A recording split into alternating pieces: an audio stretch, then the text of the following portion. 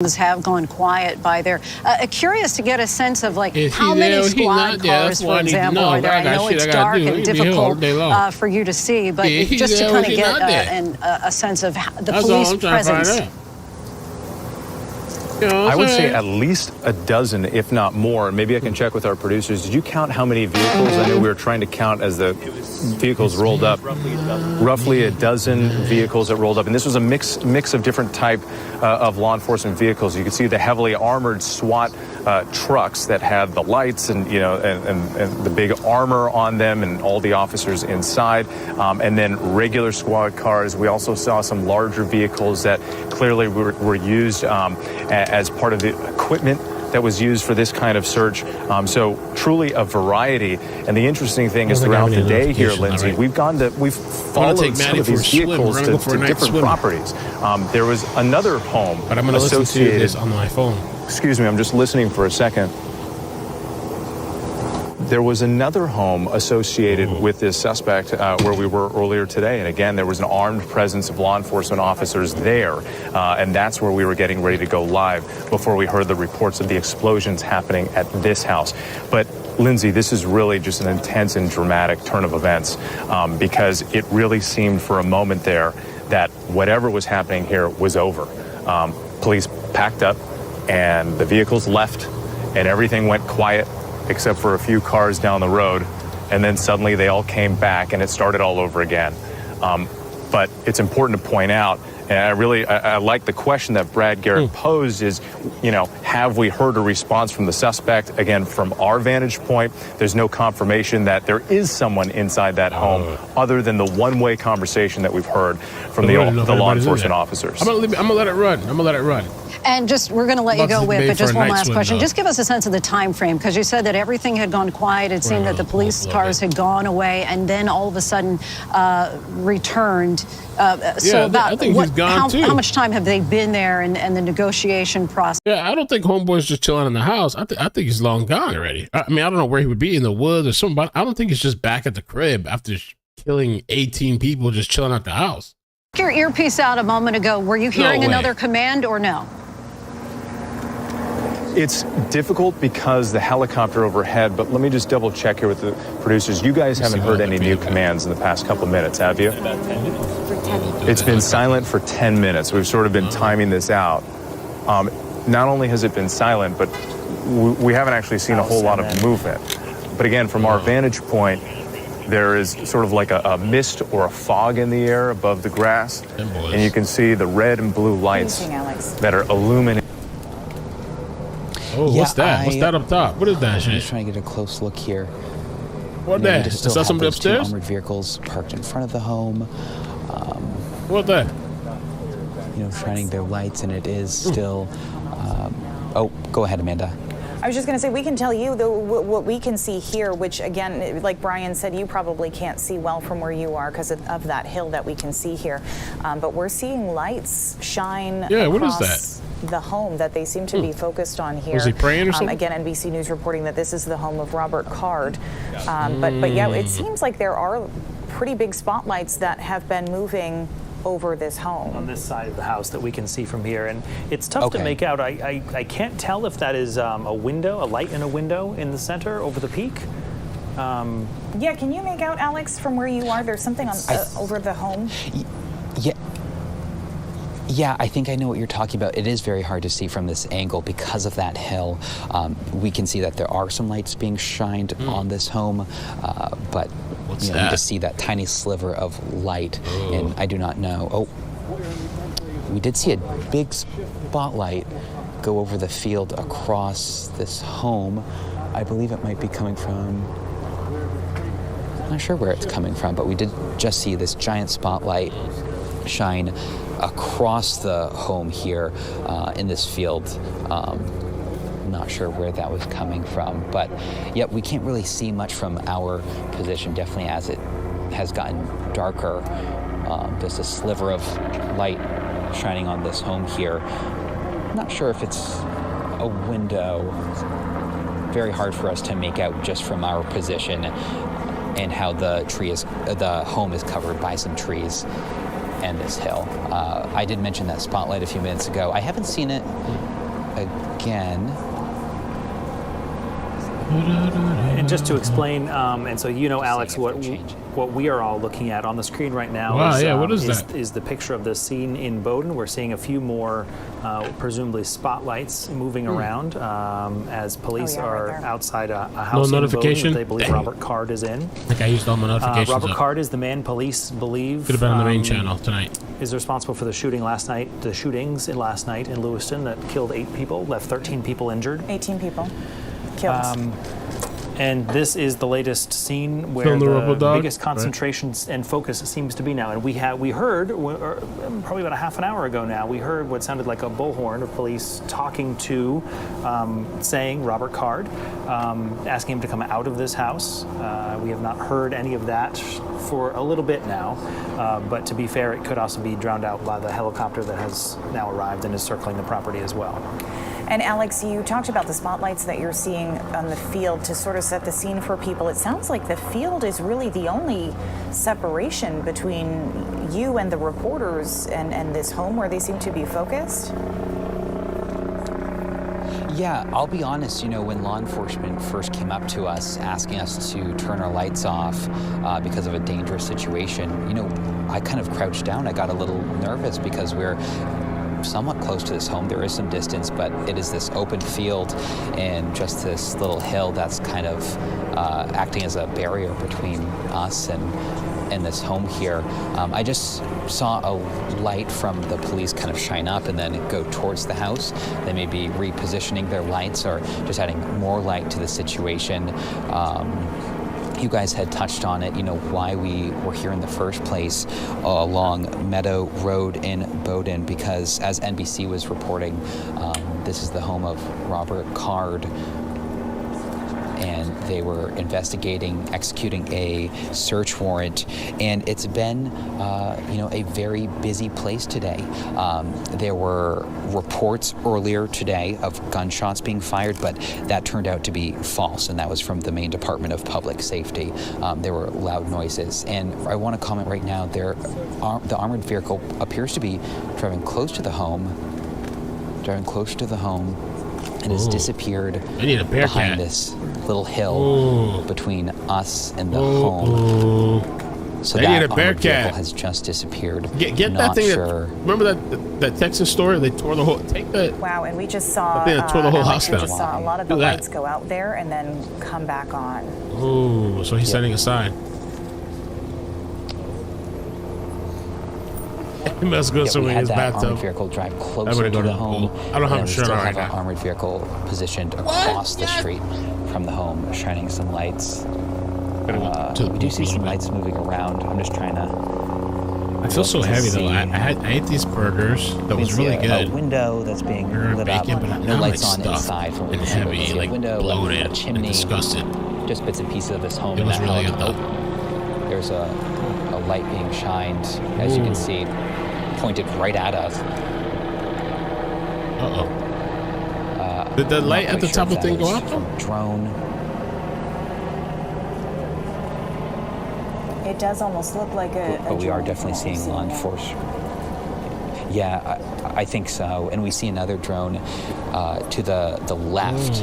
It might not be in the frame right now, but is kind of looking at the back. I know you can't see me. The back of the house. Yeah, okay. Yeah, and then this light that's shining right at us, and it just repositioned. And Alex, we're sticking with you here and at again, this... I want to mention it. Oh, go ahead, please.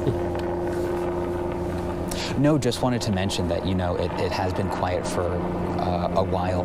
We heard police, trying to communicate with who they were saying is Robert Card. They were asking him to come out of this home with his hands up, nothing in them, and they said that they could guarantee his safety. And right now we're seeing an armored vehicle backing away from the home now. Yeah, I say ram the house. Pulling out of the driveway completely. Back onto the road, this armored vehicle. We saw 2 here. One of them is from New Hampshire State Police. So that car is completely pulled out of the driveway. It's for real. And it is actually behind another armored vehicle, so just trying to see what they're doing. It looks like the other armored vehicle right now with its red lights on is repositioning. That's going into the driveway now. So we're seeing a little switch up here with the armored vehicles. One was in the driveway, one backed out, and now we see this other one driving back into this driveway here. And then we're seeing some lights being just moved around, shined on this home here, where they, again, law enforcement say Robert Card is. And Alex, please feel free to interrupt us when you see something important that you think we need to know. And we're going to stick with this image here, but Chris Costa has now joined us on the desk as well. And Chris, you've been talking with other law enforcement. It seems like you have a little bit more information to add in here as well.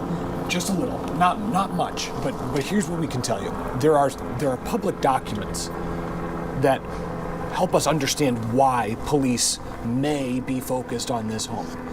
There are town of Bowdoin tax records that show that there is a property on the road where Alex is that belongs to someone by the name of Robert Card Sr. And it matches one of the addresses that we've been informed of that we might send a crew to.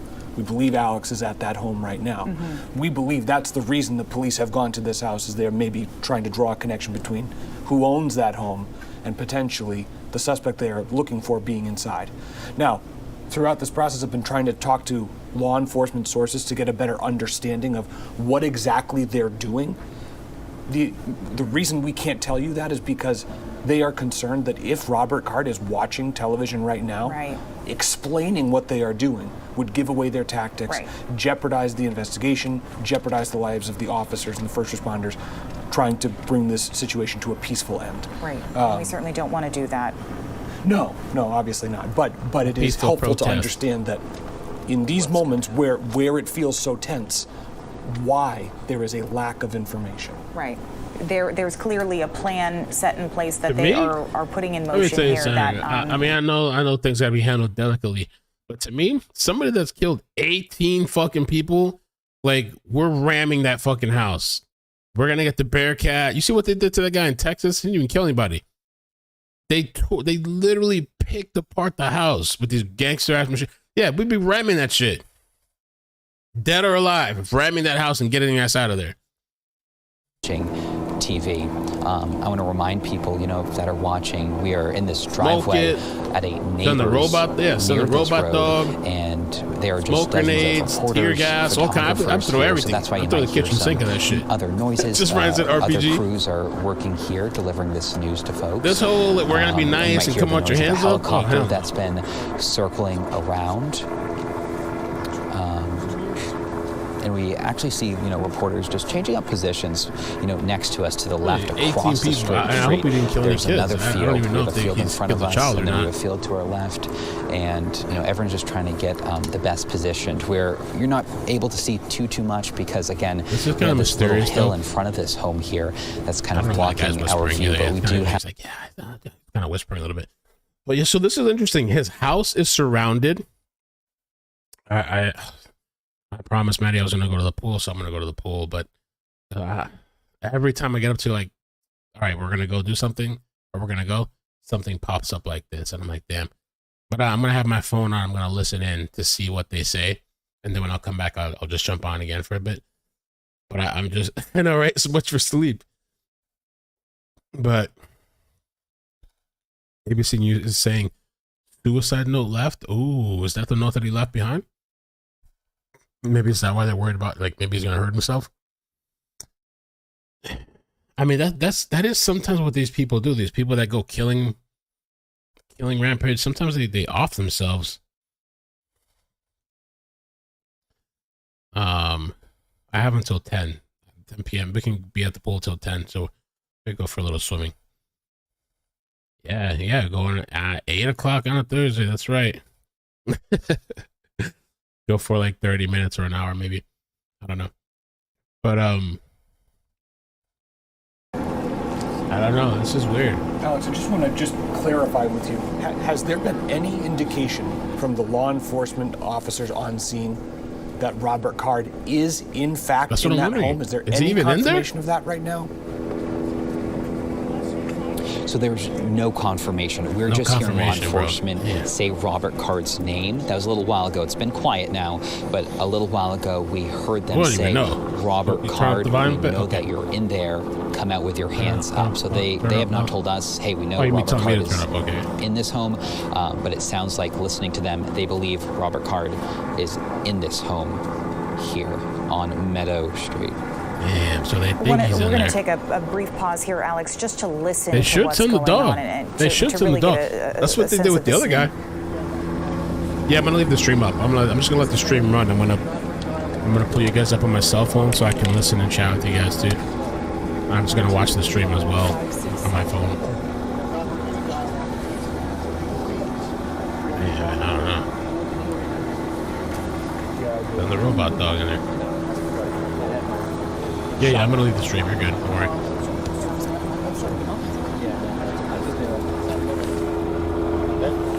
With the town of Bowdoin. Where this is happening is about a 25-minute drive from Lewiston, where these double shootings happened last night. These two shootings on different locations happened last night. It's about 14 miles. And this is obviously where police are concentrating their efforts tonight, 25 hours now after the first 911 call about the shots fired at the bowling alley in Lewiston. And then just 12 minutes later, about 4 miles from there at a bar where 18 people in total have died and 13 were injured. And to bring up to speed, Alex Haskell is on this scene, and we're looking at video right now of where police have essentially surrounded a house in Bowdoin right now, which again is just about 25 minutes from Lewiston, where these just horrible scenes unfolded last night. And Brian, it was just 1 minute ago we got an email from Shannon Moss. She is the public information officer for the Maine Department of Public Safety, and she did confirm that law enforcement officials are on the scene here on Meadow Road, executing several search warrants. Now, she said what we're hearing over that loudspeaker, that's standard search warrant announcements when executing a warrant to ensure safety of all persons involved in this scene right now. They are not sure, from what she's saying, whether Robert Card is in any of the homes that law enforcement do plan on searching, but they're simply doing their due diligence by. And good to hear that this is standard. This is what they do. They show up and they make that announcement, which is what we were listening to a while ago, about a half an hour ago now. Mm-hmm. I mean, for just a tiny bit of context, one thing that's difficult about this, or it could be frustrating, right, is the fact that it really is unknown whether or not Robert Card is inside that home. Right. I will say, from covering other situations of manhunts, particularly ones that have been mass shooting events, there have been times when federal law enforcement officials and regional, state, local have all surrounded a home, made these exact same calls, but there's been nobody inside the home. Mm-hmm. So this is not uncommon, just so our viewers understand. This is not a pinpoint, oh, yes, the suspect they're looking for is in this home. And that's what Shannon is reminding us to convey to the viewers here, that just because these announcements are being made does not necessarily mean that this person is inside that home. And just to reiterate, the level of where all of these scenes have been all with your day. Hands up! The fact that we have reporters in all these different scenes that have been very active throughout the day in Lisbon, in Lewiston, here in Bowdoin. And we heard Alex tell us earlier that police came to both he and the line of reporters there to say this is a very dangerous situation. Shut your lights off, please. He's been very quiet in his reporting. He's been whispering. We are hoping that we keep him safe here, and I know we're giving him kind of a break here and letting he and his photographer sort of reassess what's going on. But very active scenes here that we're seeing. Yes, and all day, Sam Rogers was outside the bowling alley for a lot of the day and was telling us that there were periods of time that all of a sudden several police cruisers would go past. We heard the same from David Guilford, who was in Lisbon near the high school there, and he would see tactical crews suddenly just load up into a truck and head off. So all day for the last 24 hours, we've been hearing those calls, if you will, for a response. Yeah, and we continue to see some movement here at the Bowdoin home. Again, you can hear that helicopter. We have seen what appears to be drones flying around this home. Earlier tonight, if you're just tuning in, earlier tonight we could actually hear police speaking over a loudspeaker, which again, Shannon Moss with the Maine Department of Public Safety says that is standard search warrant announcement, that they do that for the safety of all involved. And some of what we heard was, we don't want anyone else hurt. Right. Yeah, and they did. They kept reiterating that. Yeah, and I want to... Oh, Alex is back with us. Alex, thank you. Yeah. Sorry to interrupt, Brian. Yeah, just wanted to add to that. We heard them saying a bunch of things to who they believe is Robert Card in this home, telling him to come out with his hands up with nothing in them.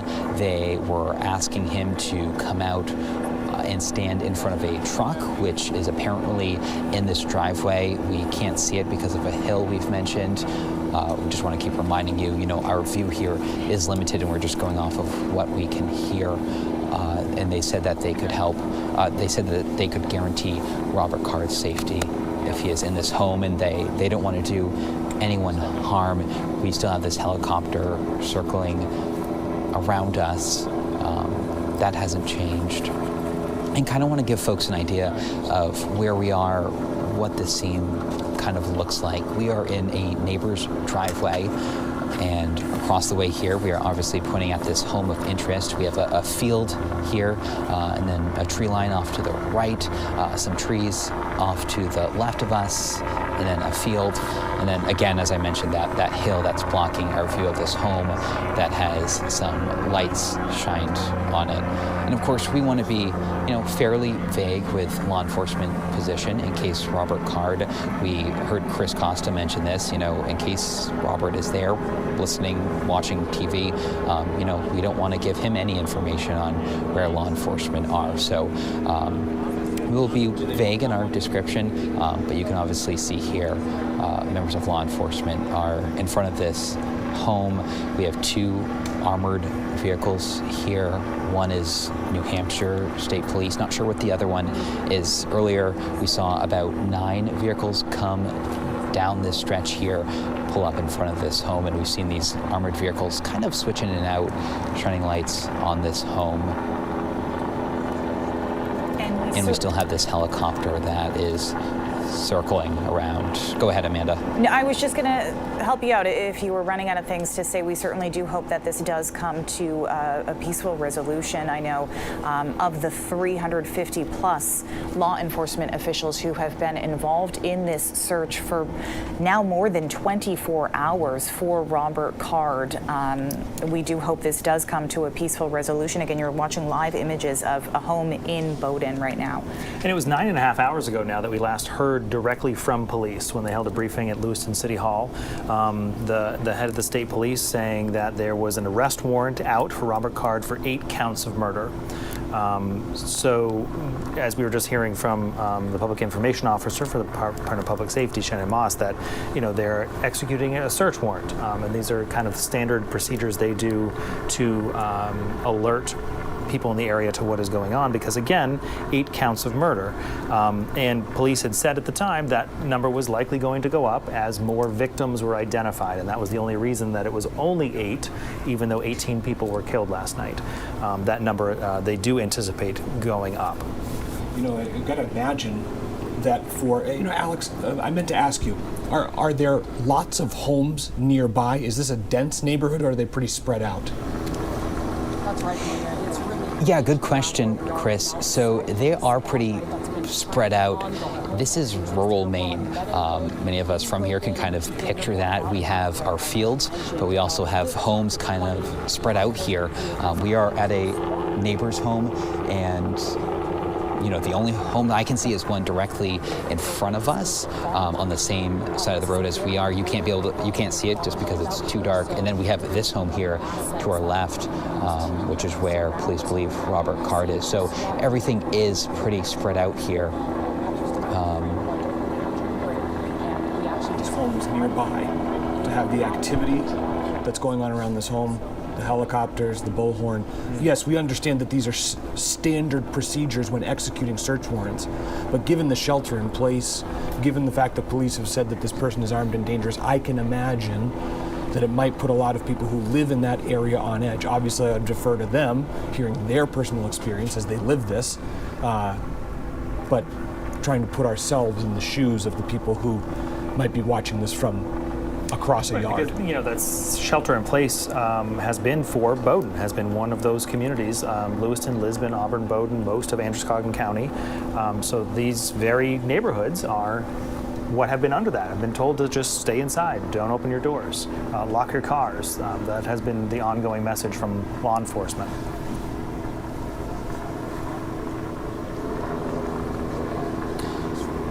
Guys, I can chime in here. You know, we haven't seen too much of a scene change here, but I can kind of bring you back to kind of what brought us here and how this all began. Law enforcement came here investigating a home NBC News was reporting in connection to Robert Card. They were executing a search warrant, and that is where they found a note at this home. Not sure if it's the one they are at right now, but it was a home along this road. They found this note, and they were trying to determine the meaning of this note and how it could potentially guide their investigation. Also earlier today, there were reports of gunshots being fired. This was way earlier, and the Maine Department of Public Safety told us that that was not true. There were no gunshots fired earlier. We arrived on scene, and there were just law enforcement blocking off this road. We chatted with a few neighbors who said that they couldn't drive up the road here, Meadow Road, to get to their homes because police had blocked them off. Then we saw law enforcement leave the area. Some were still here. The road was still blocked off, but we saw some law enforcement vehicles leave, and then they came back, and then that's when a member of law enforcement came up to us and asked us to turn off our lights. He said because of a dangerous situation. So because of a potential dangerous situation, all reporters here were asked to turn off their lights. And it's quite the scene here. I know you guys obviously can't see it, but there has to be at least maybe 100 photographers, reporters here. That's why you might hear some noise in the background. They're all here with their eyes hooked on this scene, this home where members of law enforcement believe Robert Card possibly is. We heard them a while ago trying to speak to Robert Card, who could be in this home. They mentioned him by name, asking him to come out of this home. They said, "We know that you're in there. Come out with your hands up, with nothing in them." They asked him to come out into the driveway and stand in front of a car. They said that they could guarantee his safety and don't want to hurt him.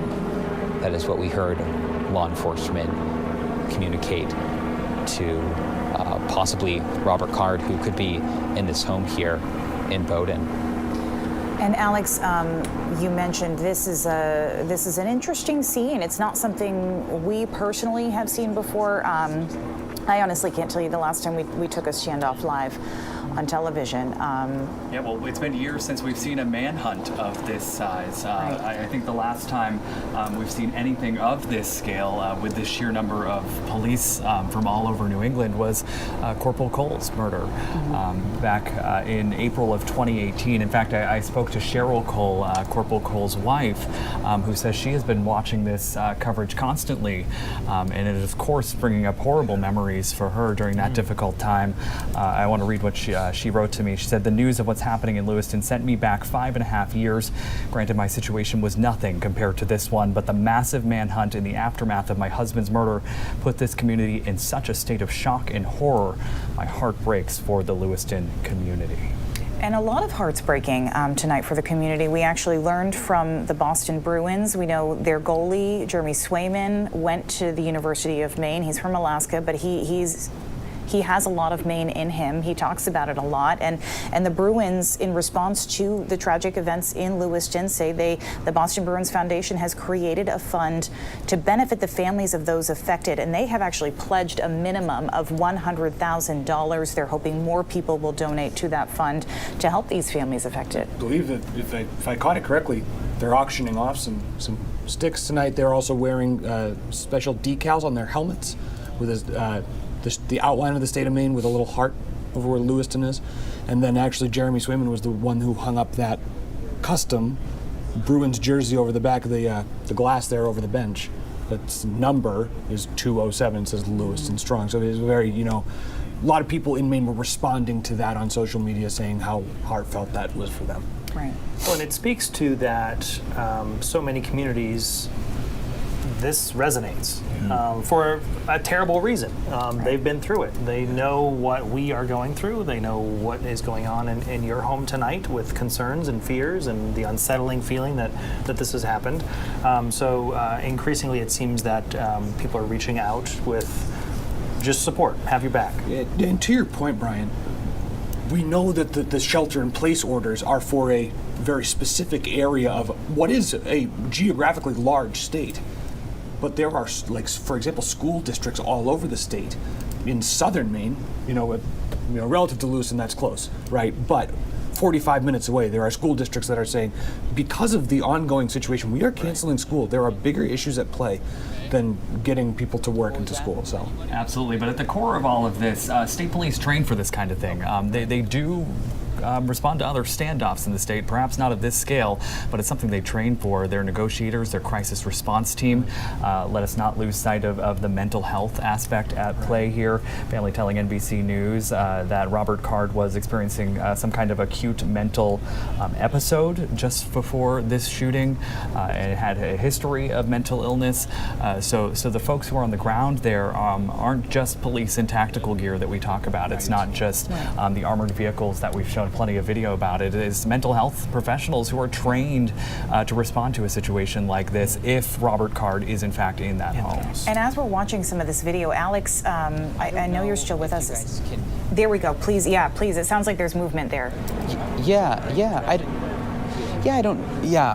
So we just had an officer kind of come up to all of us and ask us if you have a car in the roadway, they want you to move those cars to the side of the road so traffic can move freely. So not sure exactly what that means. They wouldn't share much details. Not sure if that means they're clearing out and it's open to the public now. I'm not seeing the armored vehicles here. That perhaps those cars are from news outlets really all over the country this evening, right? Yeah, exactly. I mean, I think there has to be close to 100 reporters and photographers at least. So try to picture that, a few of them fit in each of these cars. They're all piled up on this small, skinny road here in rural Maine. And you might have seen a vehicle go across the road here. That is one of the armored vehicles that have just come back and is right next to us now. Adam has... Our photographer that's with me here, he has zoomed out. So this armored vehicle is coming back and trying to get by as the road is filled with TV crews and their cars. So people are trying to adjust that there. We're seeing a state police car move. We hear them speaking, move out of the roadway so this armored vehicle can get through. Yeah, we're looking at look down the road here. We're looking at another angle here too, Alex. We have our colleague Sam Rogers is there with his photographer Scout, and they have another angle here showing just how congested that road is. It was quite shocking when we first got here to Meadow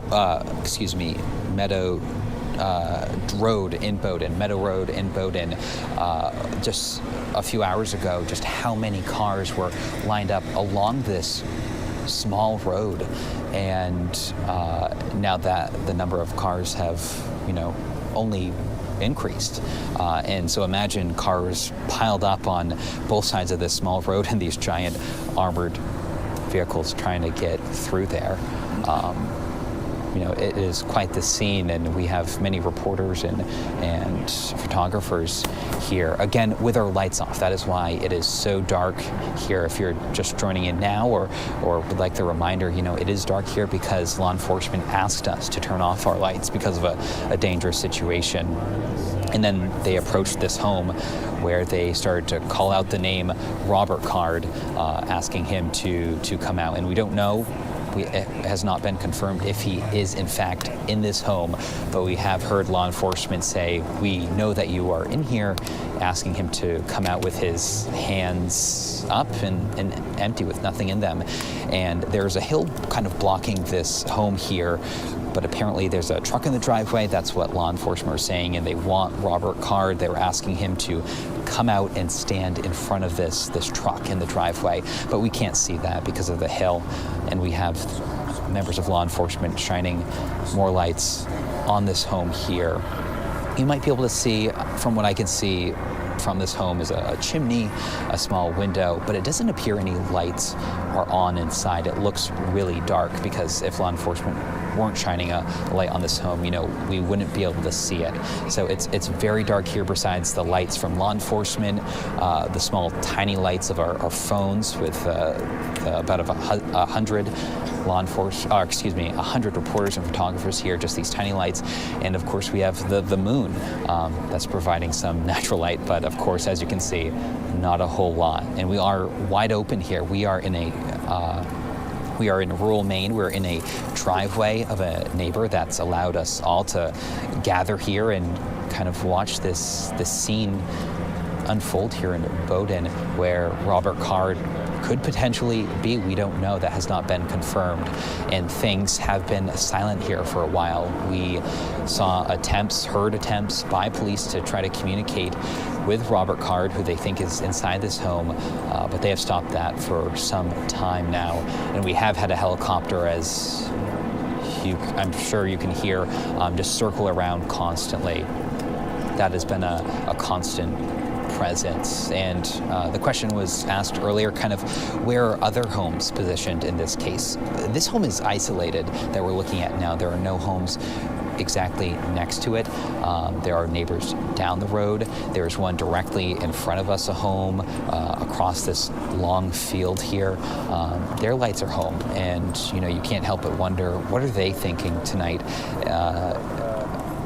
That this is happening right across the street from them, the neighbor's driveway that we're in right now.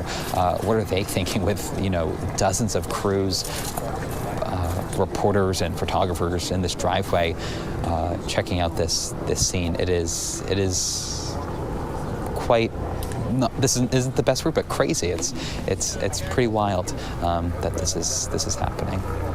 One thing I think that's important to mention, as Zach brought up earlier, about the crisis negotiators that are involved in this, there are a lot of things that you are seeing and hearing through the images that we're able to bring you right now, and there are a lot of things that you are not seeing. One of those is the crisis negotiators that Zach talked about. What they are trying to do, from my experience of interviewing some of them in the past, is develop a connection with a person who may or may not be inside that home. They have a variety of ways that they can do that in terms of the technology, right, but also in their delivery.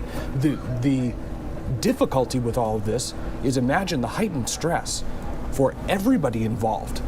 There are, helicopters overhead, there are flashing lights, there are armored vehicles, there are weapons present, because the law enforcement officers, right? This is already a baseline level of stress that is elevated. So the job that these crisis negotiators have to maintain calm and try to create a connection and a dialogue between somebody who might be in that house in hopes of coming to a peaceful resolution potentially could be a very tall task. What they are asked to do is not an easy feat.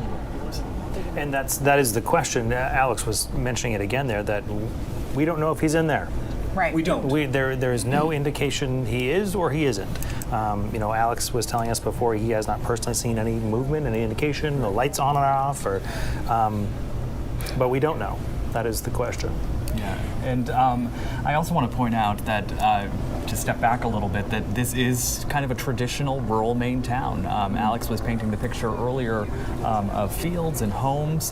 From just searching some property records, it appears a number of those homes are owned by the Card family, property in the Card family that they've had for decades, which is not uncommon in Maine, to have multiple properties under the same family. And speaking of the family, Katie Card, who is married to Robert Card's brother, spoke to NBC News, saying that Robert Card, who was a longtime member of the Army Reserve, started to hear voices that were saying, quote, horrible things about him a couple of months ago. When he was fitted for, I guess, some high-powered hearing aids. And I want to just read this quote from her. He was picking up the voices that he had never heard. His mind was twisting them around. He was humiliated by the things that he thought were being said. And of course, she says that they tried to act, they tried to get help, and obviously were unsuccessful. Well, can you imagine, right, as we just talked about the task of these crisis negotiators, if you were doing that with somebody who was not experiencing this acute or severe mental health issue, right, is already a difficult task. And then to try to overcome some of those other obstacles is just another barrier in the way. Right. And we did mention that our Sam Rogers is also on scene. We'll give Alex a break for a moment, but we did see some shots from Sam Rogers and their camera there. And Sam, we could just see the sheer number of reporters that are there. Yeah, Amanda, just to give everyone a little bit of context back home. So we're looking at a group of reporters on that driveway that Alex has been talking about for the last several minutes here. We are up on a different hill, not across this rural street, this driveway. The amount of people that you can see there, I don't know how many people Alex has estimated from down here. Up here on the field where we are, there's got to be at least 30 folks, reporters, photographers, everybody. And just to give a little bit more context, because we are a little bit farther back and farther away from the home, this is more of a farm. This is many acres of land. I see some hay bales right behind me. And it is a very kind of rural area like we've been describing, and just when we were able to see a cruiser and that tactical truck come out, again, no idea who was involved or inside, excuse me, or what was going on, but no one has left despite those two vehicles slowly passing through. No one has left, and I guess just to get a good comparison, I don't know if you can see a few of these cars on the road. Picture going to your local county fair. This is exactly what it looks like in one of those grass parking lots, just cars packed on the side. A lot of reporters from all over the country, a lot of freelance photographers, and just people in the area that have heard about this. So we were with our Jack Moment back in Lewiston at the second shooting location from last night, and then we heard about this development going on. So we came over here, as Brian said, about 30 minutes ago. It's about a 25-ish minute drive, 15 miles from the scene to get here. And in our way over here, we were in line with other news outlets, everyone hearing about the news from Lewiston, coming over here, trying to see some more lights coming down the road, but nothing we can make out clearly. Again, we did see those two vehicles leave. Helicopter still flying ahead. It just kind of went out of our camera shot. It's going to be pretty tough to get the helicopter in frame with how dark it is. And as you've been hearing, another reminder, if you're just joining us, law enforcement told our Alex Haskell and all these other reporters to shut their lights off. No one has turned the light back on. A couple of reporters are using cell phone lights if they're doing some different live shots, but none of those big camera lights that you're used to seeing and have seen for really the past 25 hours or so. But yeah, Brian and Amanda, just to get things back to you, again, very rural location. Those two vehicles moved through about 5 minutes ago. I don't know because of if it was the road is so tight. Like it's hard for one car to pass through right now. I'm looking over the road right now. But there wasn't any type of rush to get out of here. I'm not sure if there's a back, exit point from the house that we're looking at. That being said, we want to make sure we kind of see everything that happens, but just saying, telling you guys like it is, those vehicles moving at a very slow speed to get out of here, but that helicopter is still rotating above. Sam, I want you to stay with us for a second, but I'm wondering if the folks in the control booth can pull up that map we have to show what Sam was talking about. I want to just show how close we are to that original scene. You can see Lewiston right there on the left side of your screen, just over I-95. We're talking about 15 miles, a 25-minute drive, as Sam had said, from the point of that initial scene at the Spare Time Recreation bowling alley to where police are now surrounding this home. Also not far from that scene in Lisbon, where they found the car at that boat launch. You know, it's interesting. We had seen an update from Lisbon police about an hour ago. And actually, I should check the timestamp on when they posted it on Facebook. I know we found it about an hour ago, where they announced kind of what the status is in their community from Lisbon police. This is from the chief of police on their Facebook page. The bottom line is really the only change is that there have been some road closures and detours that have been lifted on Route 196. That's Lisbon Street, is it not, in Lewiston? Yes, it continues, correct. right? So let's not read too much into it, right? Let's not say this is all good news. He's not in Lisbon. You know, we talked about how in Monmouth, right, earlier today, they said there's no credible information to indicate that Robert Card would be in Monmouth, but they still have to leave no stone unturned. I think it's a similar situation here with Lisbon, right, where they can say, okay, we're going to allow these roads to be reopened, but we are still asking you as residents to shelter in place. Throughout the overnight hours, they say your safety is our top priority. Right, and again, just to reiterate, we don't know that Robert Card is in this home in Bowdoin, and in fact, public safety telling us that this is kind of just normal procedure for them when they do have to execute a search warrant. We heard them earlier talking over a loudspeaker, but Alex, we'll go back to you at the scene here. We have not heard police speak over the loudspeaker in a while, and it is interesting that they are asking for that light cutoff. Amanda, and I wanted to add to that because I was chatting with my photographer here. It also was interesting. I don't know if it's notable or not, but we did see a little while ago some law enforcement vehicles leave the area. They were asking folks to move their cars because, as Sam Rogers mentioned, there's just a lot of them packed here. It is kind of like your local fair. All these cars lined up along a road. That is the perfect way to describe this situation. So it is interesting that some vehicles left, and it's been quiet. We have a few vehicles here from law enforcement. We still have that helicopter above us continuing in its circular pattern. We have lights shined on this home of interest here where Robert Card could potentially be. And want to remind folks, because it's been so long, when we heard police speak, they were saying, Robert Card, we know you're in there. We want you to come out with your hands up with nothing in them. They were asking him to stand in front of this truck that's in the driveway. We can't see the driveway just because of how the land is here. There's this hill blocking a home, so we can't see very much of this home. But they were asking Robert Card to come and stand in front of this truck with his hands up. Police were also communicating that they would not hurt him and that they could guarantee his safety. And again, we don't know if Robert Card is in here, but obviously police are very, very interested in what's going on here at this home in Bowdoin.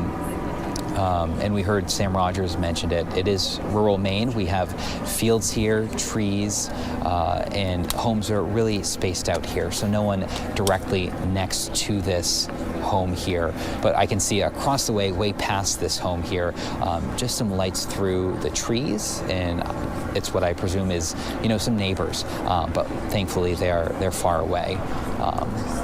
So that is the scene right now. Here from our perspective, we still have that helicopter. It is also worth noting, we had at least 2 drones up above this home. We have not seen those drones for some time. They were shining lights at this home, but we are not seeing those drones anymore. I want to remind you, you might hear some other voices. Oh, I'll let you go ahead, Brian. It's Zach here. Alex, you spoke to neighbors earlier. What were they saying about the family and about Robert Card himself? Yeah, Zach, so I was chatting with an older gentleman who was parked along this road because it was blocked off. He could not get to his home. He lives up this road here. So he was saying that he knows the Card family, that they're really nice, amazing people, and he is just shocked that this could happen. He was just stunned, and you could really just see it on his face, shocked as we all are in this situation. And he says he was waiting along this road in his truck with his dog for hours, hoping to get by law enforcement to get to his home for this road to open up, which has not for quite some time now. So I imagine he is still behind us here waiting to get back home. Want to stick with this scene here, so I'm hoping we can keep it sort of in a box while we bring up some of the victims that we do know are confirmed, because that is certainly, we don't want that to get lost in the shuffle of all of this as police are continuing their manhunt for Robert Card. There are victims. There are 18 confirmed dead out of these 2 shootings in Lewiston.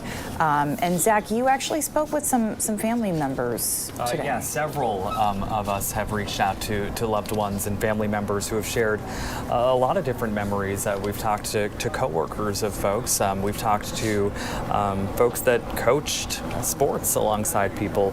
Ron Morin, for example, was a softball umpire who friends really remembered him as a guy who always had a smile on his face, would offer a huge hug, and was just such a great person. And that's what you hear over and over and over again when these kinds of things happen, right, in other parts of the country. But it really is true. In this case, we had Peyton Brewer-Ross, who worked at BIW, Bath Iron Works, General Dynamics and BIW, sharing a statement with us today that all of us at Bath Iron Works are heartbroken to share that we've lost a member of our BIW family. We send our deepest condolences. Thoughts and prayers are with those families and friends. And of course, Tricia Aslin, we know, was bowling last night when this happened. We heard from some of her friends and family.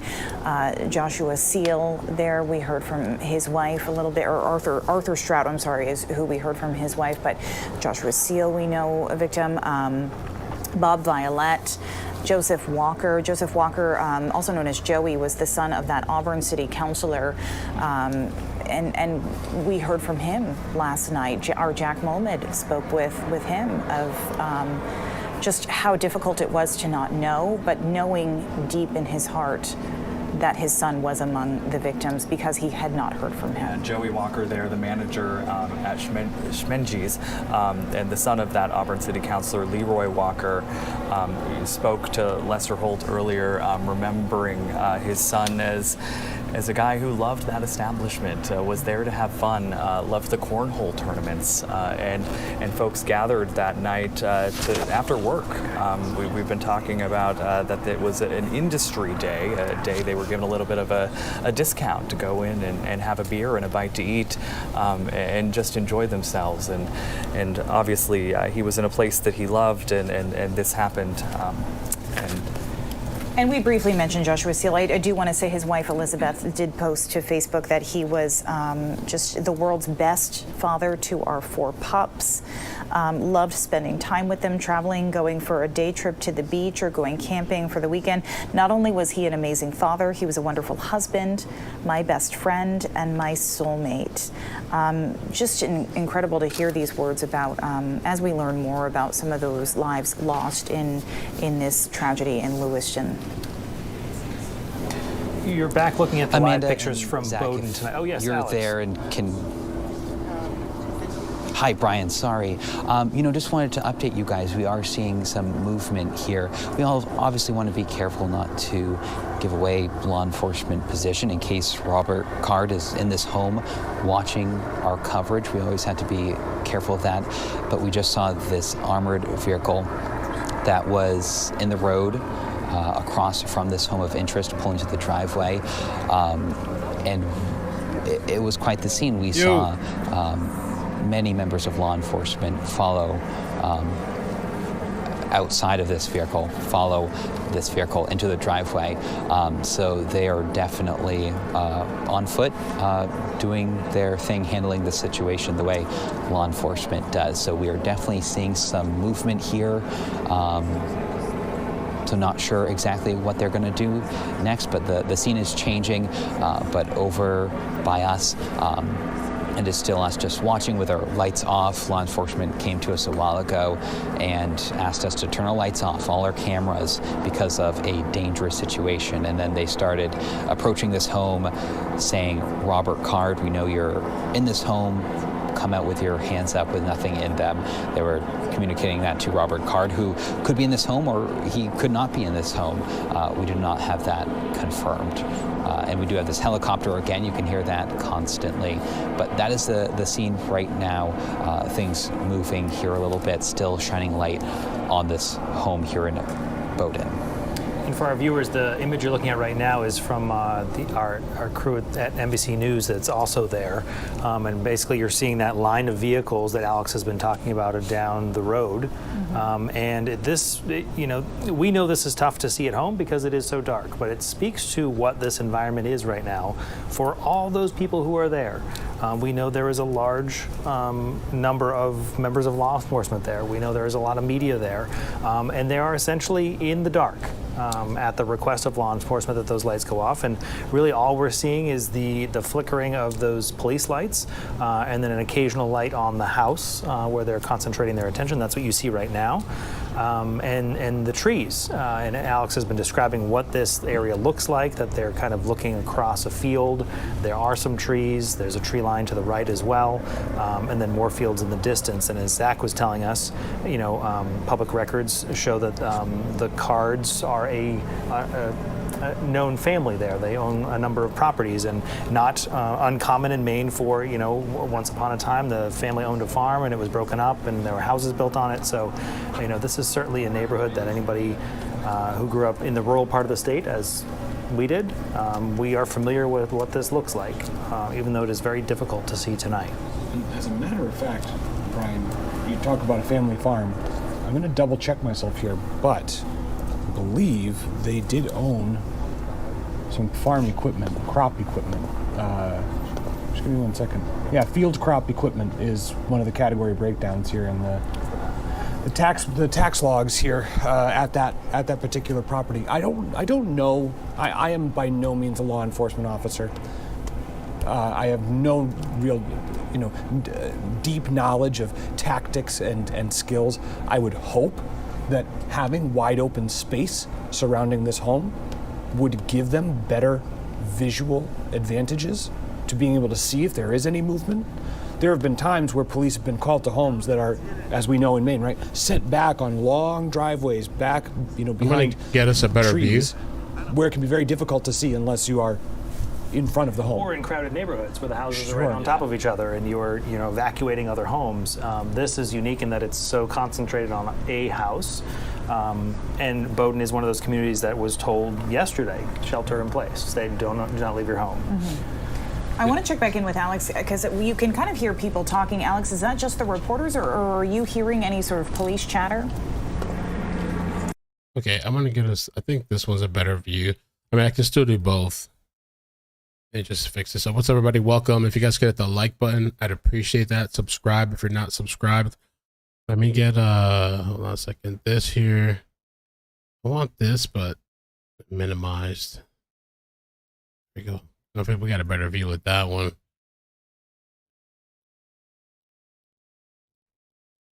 I still use both.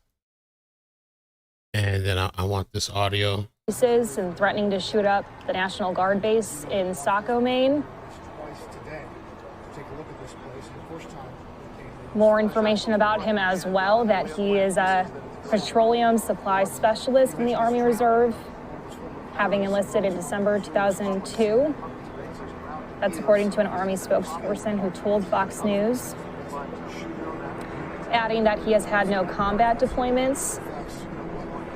Officials still have yet to name publicly any of the 18 victims. And as of this morning, 10 of the victims have yet to be identified.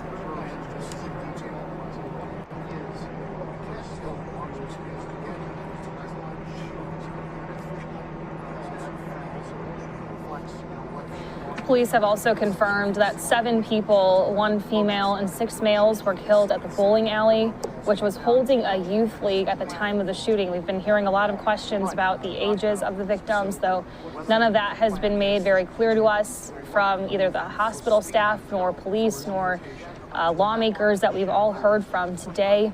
We also know that 8 males were killed at the bar and grill, and that 3 additional people died after first responders rushed them to Central Maine Medical Hospital in Lewiston. An additional 13 people also injured in the shootings. So we'll see what happens here as the search warrant is executed, and as we learn more about if the suspect, Robert Card, is inside of the home.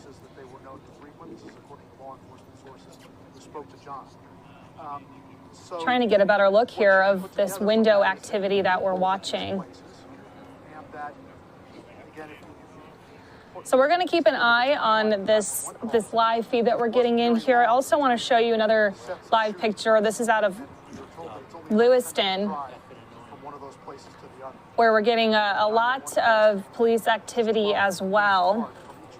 We're going to take a quick commercial break here. Obviously, we have a lot more to show you here as we continue on with our coverage. This could be a very long evening ahead if the suspect is inside of the home, if they are potentially going to be negotiating with him.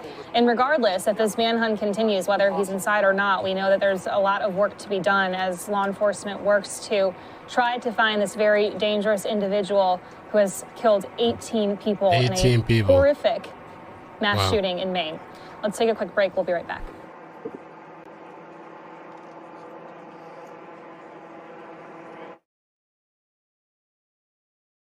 Okay. Whoa, whoa, whoa, whoa, whoa. You see this? Folks, that when you just looked into people from Lewiston in their eyes, you could just feel that sadness. And these are people who were safe, family safe, friends safe. Maybe once we start to learn more of the victims, may have a better connection, but just so hurt and crushed by this entire process. And just to kind of rewind things here from the scene in Bowdoin, I want to say it was about 10-ish minutes ago when those 2 law enforcement vehicles, a state police cruiser and a tactical truck, again slowly made their way through a very narrow road all the way back to get closer to a main road here in town. And then about 5 minutes after that, we saw another truck move closer to the home. Scout was able to look through the viewfinder. I don't know if we had that shot up on air, but from our camera viewfinder, we did see armed law enforcement officers walking towards the area of the house. Some more lights coming on. The helicopter's still in that similar loop. And none of the reporters here, again, the dozens of reporters and cameras and photographers here, no one has left. If anything, it actually just in the past 10 seconds, everyone's really kind of stopped talking as we're starting to see more lights. And Scout, if you can turn the camera around. I would just jump in here, Sam, really quickly and tell you that there are certain things that we are not showing specifically because we don't want to jeopardize what police are doing on scene. Just want to clarify that with you, that we are not on your camera right now just because we don't want to jeopardize what's going on there.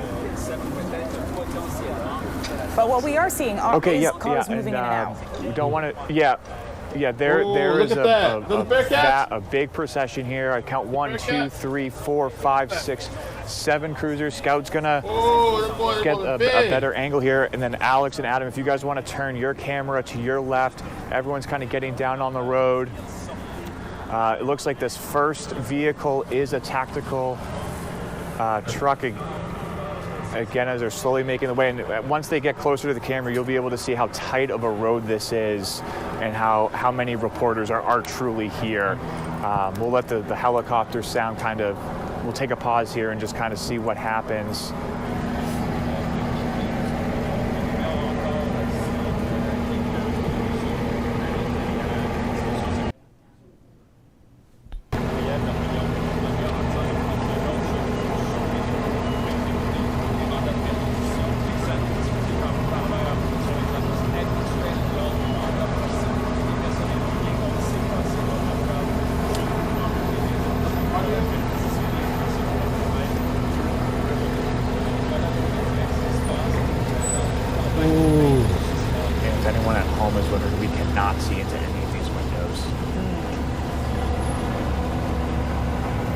about 20 yards up on that hill.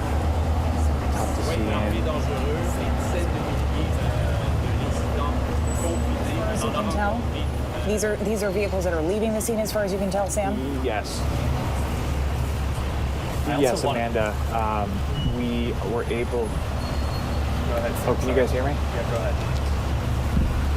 Sorry about that. Yeah, we just saw a bunch of lights and floodlights pop up behind the home, and then we started to see this procession. This is the road that we came up. So yes, in theory, these cars are making their way out. Again, I'm whispering right now. It's very quiet. Again, we don't know if any suspect is inside any of these vehicles. Don't know which one it would be. Again, we can't see inside. There's some cruisers in the back that it's just law enforcement officers bringing up the rear of this procession as they move through the Bowdoin home. Yeah, there's again, you can see now how tight the cars are on both sides. It goes this way for probably almost a quarter of a mile. So this is going to take a while for all these vehicles and law enforcement officers to get back onto a main road here in Bowdoin. And we are continuing to wait word from public safety officials about why they may be clearing this scene here in Bowdoin. I know it's been a few hours now, right, that they have been at this scene, or it was a little after 7 o'clock that they had told our reporter Alex Haskell to turn the lights off.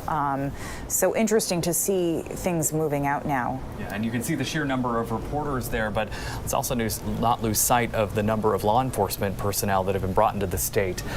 We were told earlier by Michael Soschuk, the commissioner of the Department of Public Safety, that over 350 law enforcement personnel are on this case, taking part in this manhunt. I spoke earlier in the day to Congresswoman Shelley Pingree, who was in touch with the U.S. Attorney General Merrick Garland, who told her that the FBI, of course, is involved in this, including the same teams that were responsible for catching the Tsarnaev brothers after the Boston bombing incident. So all resources being brought to bear here tonight. And right now it's obviously unclear whether or not they were successful in apprehending anyone from that house tonight. And a few comments today, actually, from viewers that there was a feeling of that manhunt in this last 24 hours from the Tsarnaev brothers, the Boston Marathon bomb. That there was just such a concentration of, we need to find these people, we need to understand what's going on. Don't leave your homes. And that was the closest thing that some people could relate it to. That was the closest feeling that we have experienced necessarily of that, and just a very different experience. But we're still looking at this property in Bowdoin right now, where there are clearly at least some officers there. We see their lights on. We see the lights on the house there as well. But the mystery question tonight remains: was he in there? Right. Is he in there? And I apologize. I was corresponding with somebody else by phone. Do we understand? Did that kind of caravan of vehicles leave the scene? Yes, they were leaving. More or less leaving. Yeah, it appears that that's way, the road that Sam said they came in on. Whether they are leaving, we don't know. Sure. Okay. And we don't know how many more tactical units are still there. Right. I think we should check in with our reporters on scene there again. And Alex, can you kind of set the stage for us on what the scene is like now? It's now that so many vehicles have cleared out. Yeah, I would say the scene is kind of the same from what we can see. The road is still dark. They're still shining some lights on this home. I want to mention when we saw all those law enforcement vehicles leave, Sam Rogers was speaking with you, but I joined a group of reporters and photographers who ran up along the road, and other reporters and photographers were shining lights into these law enforcement vehicles, trying to see through the windows if we could see Robert Card. I was looking as other folks were shining their lights, and this does not mean that he's not in those vehicles or was, but I just could not make out any faces. So that was the scene. We're kind of getting ourselves collected again, all focused on this home where things are quiet and still. Once again on Meadow Drive here in Bowdoin, we still have some cop lights up the road here, and then just the armored vehicle and possibly another one in the driveway. of this home here. And we do have, I want to remind folks, we just have dozens of reporters and photographers gathered in a neighbor's driveway, right where I am on the right side of the road, and on the left where Sam Rogers is. That is a part of the many large fields here along this stretch of road, because we are in rural Maine with some tree lines off in the distance. We have that helicopter that's above us, and it's really interesting just standing here, being in the dark with all this equipment. It's normally all lit up. We have lights on so that you can see us reporters and make out some of the landscape while we're doing our reports, but that is not the case in this situation. As we were told, it's a dangerous situation. That's what law enforcement told us. For that reason, we had to turn off all our lights on our vehicles. We just have our phones, and I'm looking at all the people here, and all their faces are kind of glowed up as we're looking at our phones here. It's an interesting scene here. But looking at this house, not much has changed. We still have just some lights shined on it, and that's about it right now. Not sure if it's worth mentioning, but kind of want to remind folks what brought us here in the first place. Law enforcement earlier in the day were executing a search warrant of a home. They believe, we were told by NBC News, that was somewhat related to Robert Card, and this is where we are now. We saw law enforcement come and leave. They arrived to this home and started saying things like, Robert Card, we know you're in there. Again, we don't know. That's the big question here tonight in Bowdoin. Is Robert Card in this home? Was he in this home? Did police, law enforcement get him? That is the big question tonight. But they were trying to communicate with someone maybe inside who they said is Robert Card. They were saying that they know that you're in there, come out with your hands up with nothing in them. They wanted him to come out into the driveway with his hands up. They were also saying that we can guarantee your safety. We don't want to hurt you. So those were some of the things that we were hearing from law enforcement, but that was some time ago. We have not heard law enforcement speak again for some time. And of course, we saw many vehicles here clear out. And the big question is, another big question is why they were clearing out. Well, that's a great question, Alex, because as you mentioned, it was a little after 7 o'clock that police had come up to you and the other reporters and said, this is a dangerous situation. Please turn your lights off. At this point, we have no reason to believe it's not still a dangerous situation. Yeah, exactly. So we're all kind of back here letting law enforcement do their job.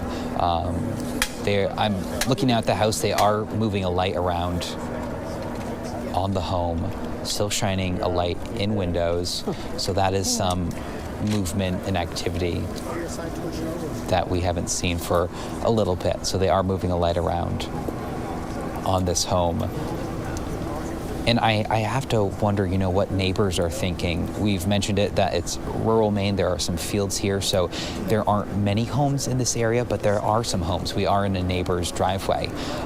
It was an older couple that we spoke with earlier. We were just asking if we could stand in this driveway. They didn't want to share anything else with us, but what they thought about the situation. But there was an elderly couple that lived here, and their lights are off right now, so they're likely asleep. And I'm looking at another neighbor's home in front of us on the same side of the road that we're on, a little past this home of interest. They have their lights on, so you can help but wonder kind of what's going through their minds.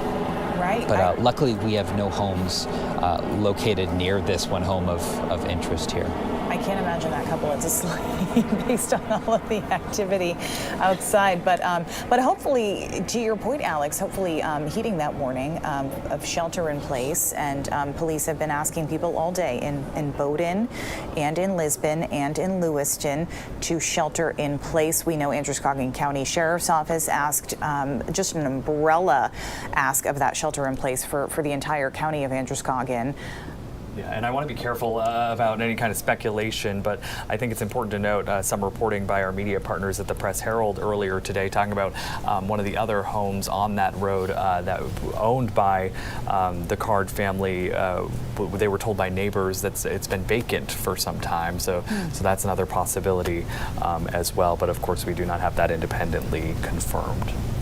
And this has been a search that has extended well beyond 24 hours.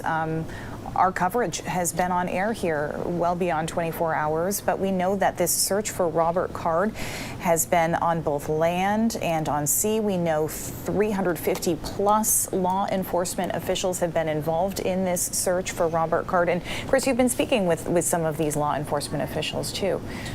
Yeah, and actually, just most recently, I've actually been speaking with some friends of these victims, people who have been listening to our coverage and just, for whatever reason, they picked me to send some messages, but they're talking about, for example, somebody who went to high school with Ron Morin, that softball umpire, Coca-Cola merchandiser who would work with the local Hannaford supermarkets to get them supplied. And this person's telling me that he was a great man, father, husband, friend, one of the best people this person's ever met. Everything you hear about him is true, according to this person. They went to high school together. Also hearing some other details that we really need to work to confirm about other information related to some of the victims. And as we get more concrete details, we'll bring those to you.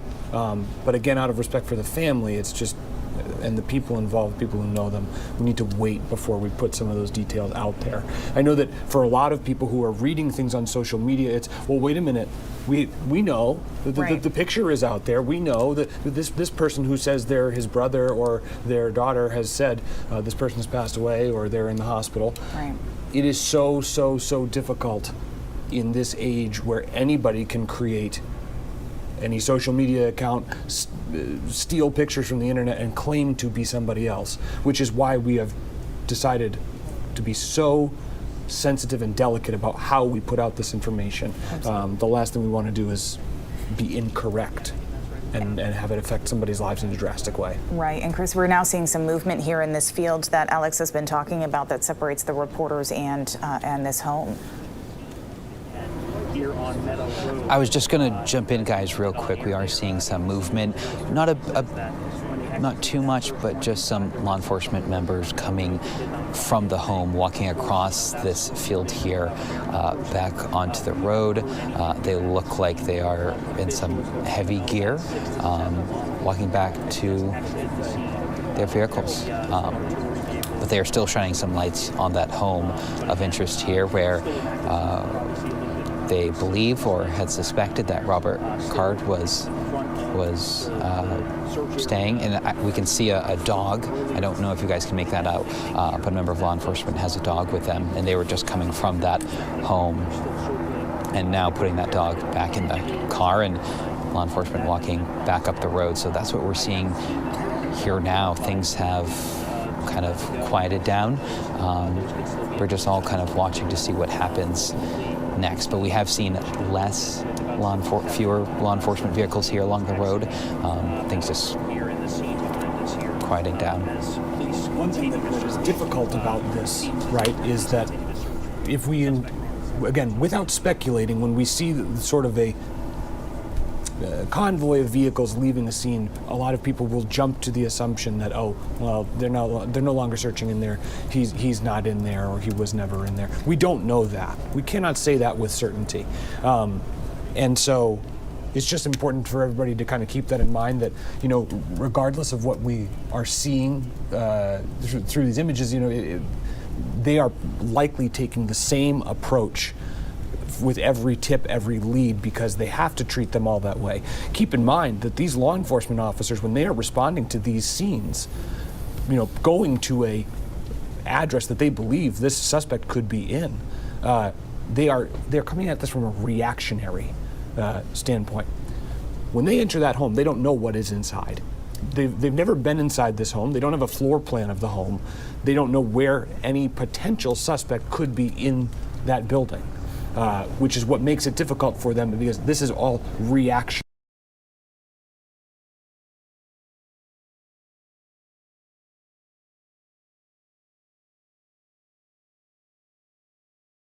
I was muted on the main channel. People are asking about whether he's in there or not.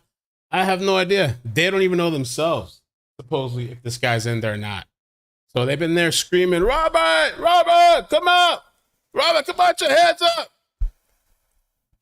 He might even be in there. Now, they're saying that, I don't know for you guys, they're saying he left a suicide note. They're saying there's some type of suicide note. I'll try to look into it at the house. And Alex was there, and Alex could hear much better than we could on that loudspeaker. Alex, some of what police were saying, what were you hearing out there? Yeah, so they said Robert Card. That was the first thing they said. They said his name, Robert Card. We know you're in there, in this home. So they said, Robert Card, we know you're in there. They said, come out with your hands up, with nothing in them. They also asked him to come out and stand in front of the truck in the driveway. We said this multiple times that there's a little bit of a hill blocking this home in the driveway, so we can't see a truck, but we heard law enforcement mention that truck and ask Robert Card to stand in front of it. We also heard law enforcement say, we can guarantee your safety and we don't want to hurt you. So those were some of the things. We are a little ways away, so sometimes it was hard to make out everything they were saying, but they mostly repeated those statements over and over again until they just stopped. And that brings up they were talking a question about as to why. We might get an answer tonight, we might not. So it is something that we are just continuing to listen and have our eyes on. And the scene is constantly changing. You know, we have some vehicles moving right now. We still have that helicopter you might be able to hear in the background. That is something that's constant. And kind of behind us here, where we saw law enforcement leave earlier, we still have some law enforcement vehicles that we thought left, but they are still here. I can only see 2 right now, so that doesn't mean they all left. But there are still some here. And looking at this house now, we are seeing some vehicles reposition, backing out of the driveway, and less light on the home compared to earlier. Yeah, so by all definitions, it appears the scene is clearing there.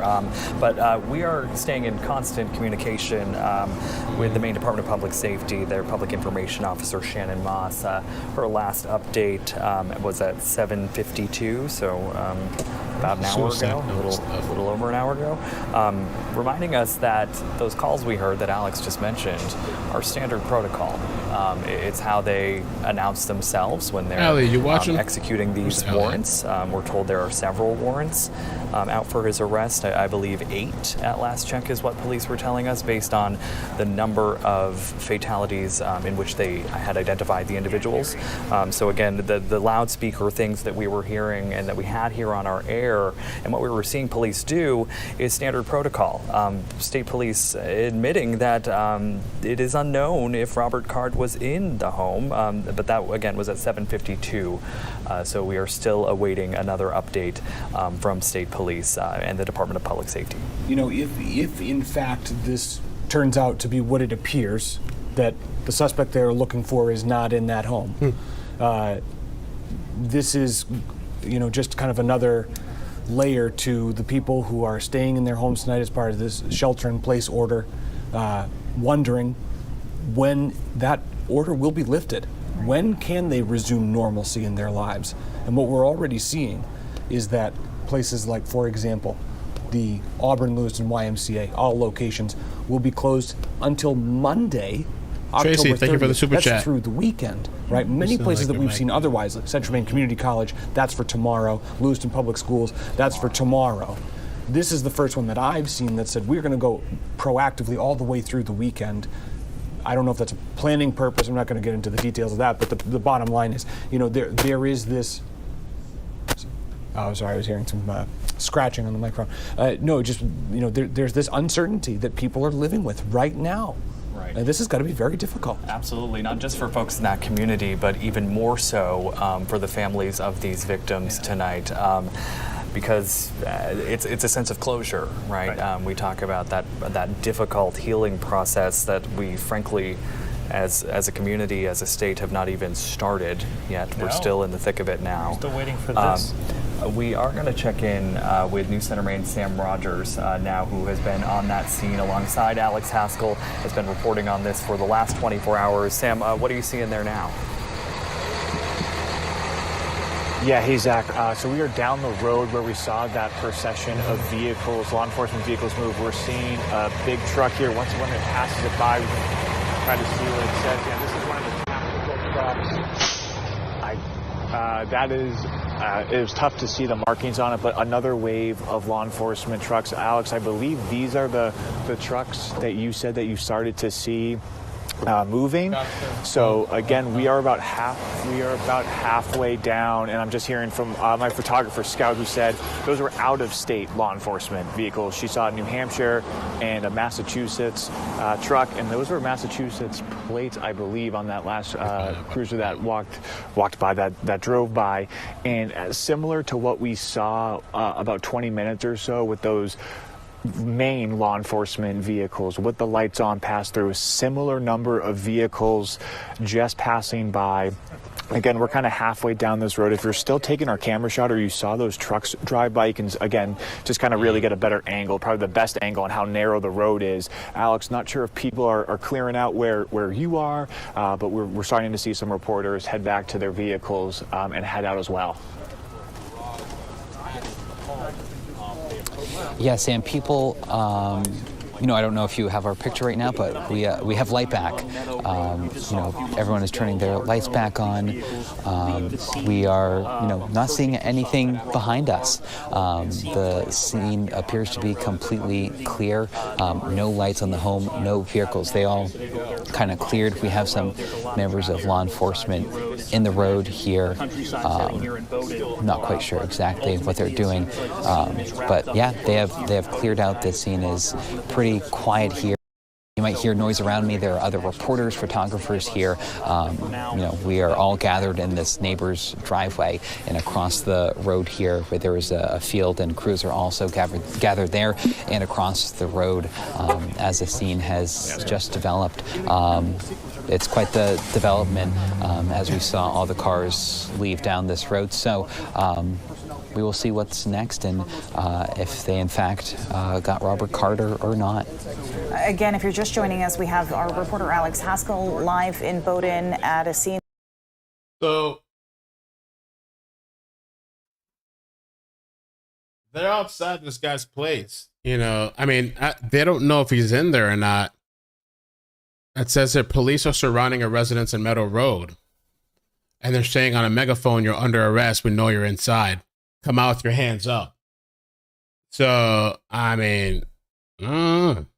is he actually in there? Keep saying is considered armed and dangerous. How would you kind of compare the scenes that you've been at?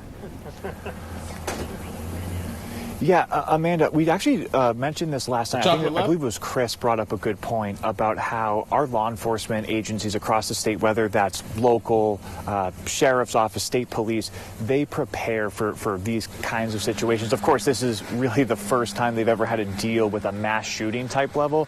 But whether it was reporting in the Bangor Brewer area or down in Lewiston for other stories or in Portland, all over the state, they have those strength in numbers. So like we saw last night at Lisbon Falls, if you were with us last night and very early into the morning, just as the car gets out of our way here. Where's JLR, right? You saw 20 to 25 police officers all gathered, all waiting. And then when we would try to find a better access point to maybe gain a little bit more information, maybe try to find a better camera angle, you would drive about a mile down the road and see another checkpoint of law enforcement officers. As we heard today, hundreds of officers, sheriffs, deputies, state police, federal agents, all having a hand in this manhunt.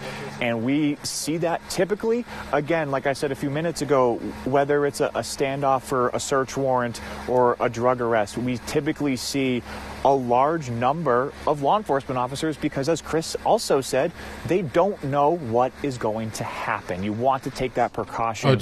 In the last 24 or almost 25 hours at this point, it's been what happens when the actual mass casualty event has happened. So they've had the practice. The scenes, again, as we set up on the hill, Number of police, a little bit similar, but the intensity clearly higher. When it's a low intensity scene, of course, there's more kind of laid back. Police officers would come up to us and give us. Let's see what they're saying here.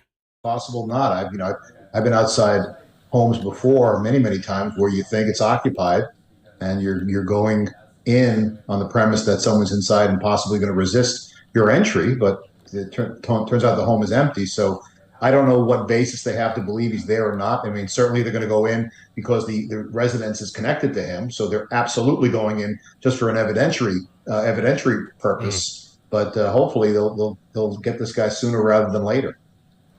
Yeah, so what we're looking at right now, this is outside the home. I know it's very, very dark, but this is the best shot we got right now. So this is on Meadow Road in Bowdoin. And so, David, you've heard police over the course of the night here shout into a megaphone, quote, "Robert Card, you're under arrest. We know you're inside. Come out with your hands up. We don't want anyone to get hurt." Now, if Robert Card is not in the home, why would they be shouting that?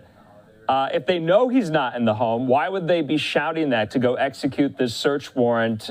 Help us explain that. I think that's somewhat confusing for viewers. If they're shouting all of this language out there with the assumption he's in the home, even though they may know he's not, why? Well, because I don't know if they know whether the home is occupied or not. So let's assume that they believe he may be there, but aren't sure. Even if it's an empty residence, you would probably want to call him out because you know he's armed with a rifle. You know he's got a fair amount of training, and there's a serious risk of injury or worse to the entering officers. I'm sure they're very well prepared. They have armor. They have weapons of their own. They probably have ballistic shields rated against rifles. Still in all, there's a tremendous risk to the law enforcement personnel.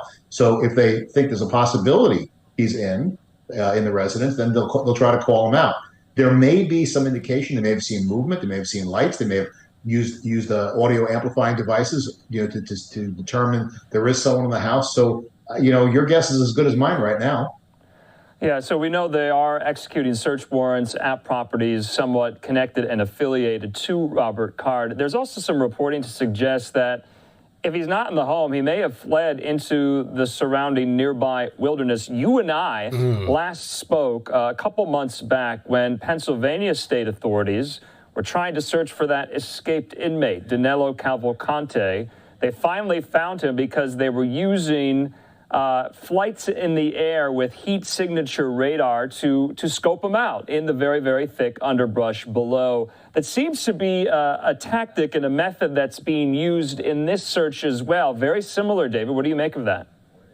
Yeah, well, I remember that very well, and that's how they finally grabbed the guy, because he moved outside of cover. They got a good signature on the flare, but there are ways to defeat infrared. Now, this individual has military training, and believe me, snipers, for example, and individuals who are trained in any sort of close quarter battle with the military understand how the enemy can use infrared against them and how to defeat that. So I don't want to explain to people how you defeat the signature, but it is possible. There are a number of ways to do that, and he may know that. He may also be in that residence, in which case, that's why they're not getting any movement outside. So I mean, it's a great technique. We used to train with it when I was an agent in New York, just for these type of things, and it really is pretty spectacular. But it can be defeated. Yeah, I want to talk about his background here. I want to put up this tweet from our own Fox's Liz Frieden. She's a producer at the Pentagon for Jennifer Griffin. She says this: new info on suspected shooter Robert Card. This is from an Army spokesperson. Quote, "The Army did not train Card as a firearms instructor, nor did he serve in that capacity for the Army. Due to the Privacy Act and the ongoing investigation, we cannot provide further details." So, David, there was some reporting to suggest he was some type of firearms instructor and expert, that he knew his way around firearms, so much so that he may have done that privately, but not in a capacity when he was in the Army. We're being told there's reporting to suggest that he was some type of refueling specialist there in the Army. Of course, there's a base in Maine as well, Saco, the base there that reporting suggests he threatened in the run-up to this horrible rampage here. So that's the extent of some of his Army background. But nonetheless, I mean, he could have a very elaborate firearms background, training, and history. Well, I mean, look, he's been in the military, so he certainly knows his way around a rifle.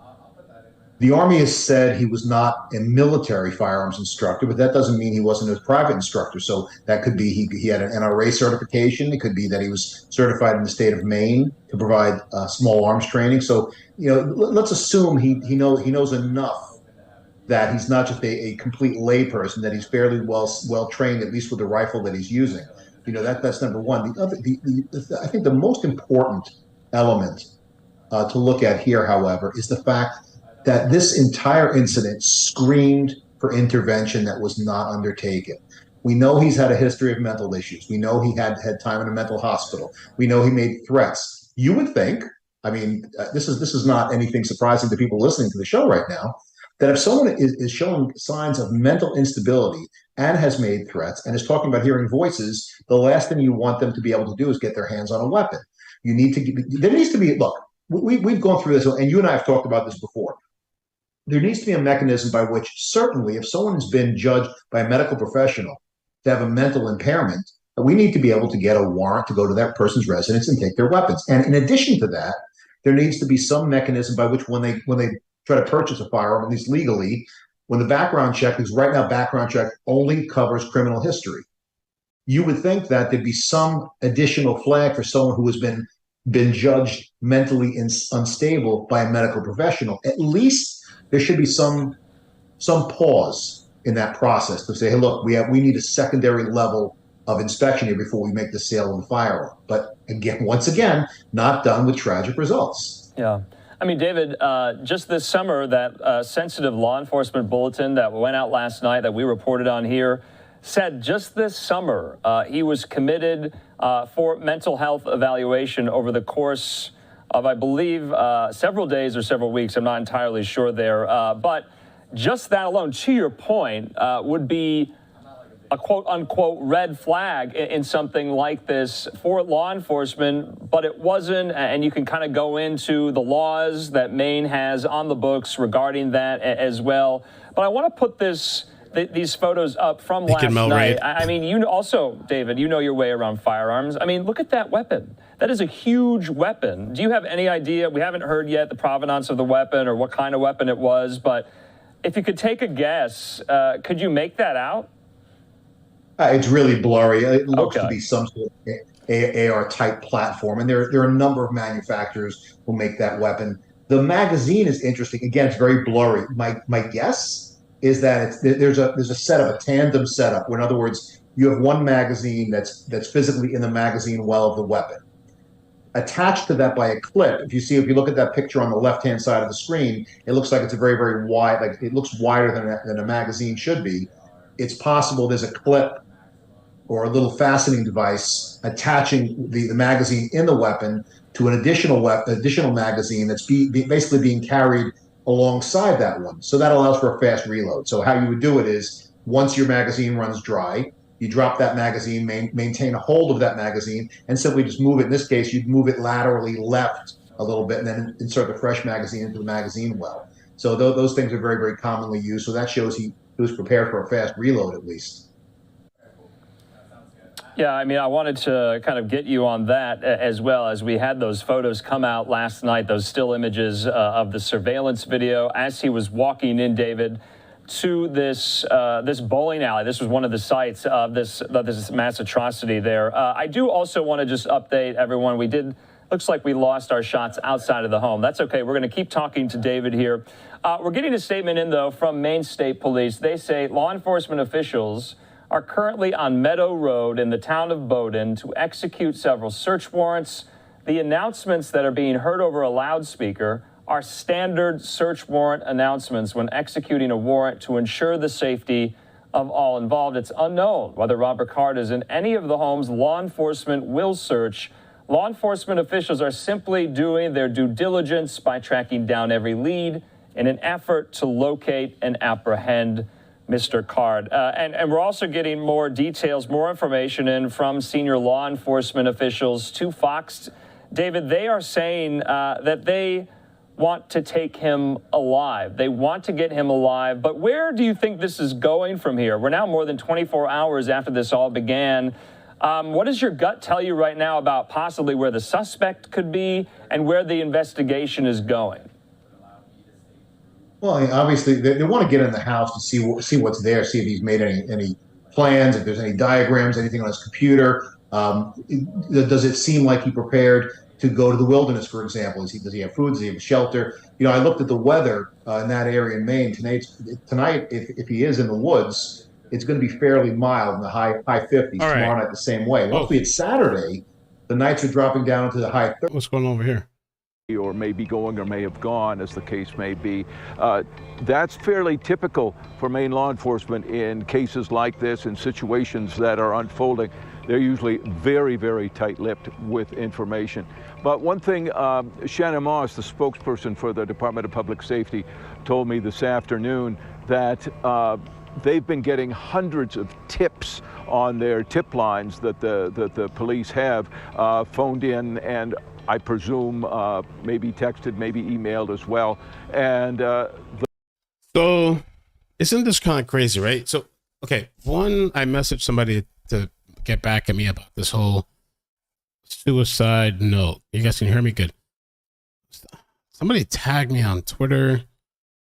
Where was okay, if somebody can find me the suicide note thing, because I saw it a couple times on the internet somewhere. If you guys could, somebody find it and email it to me.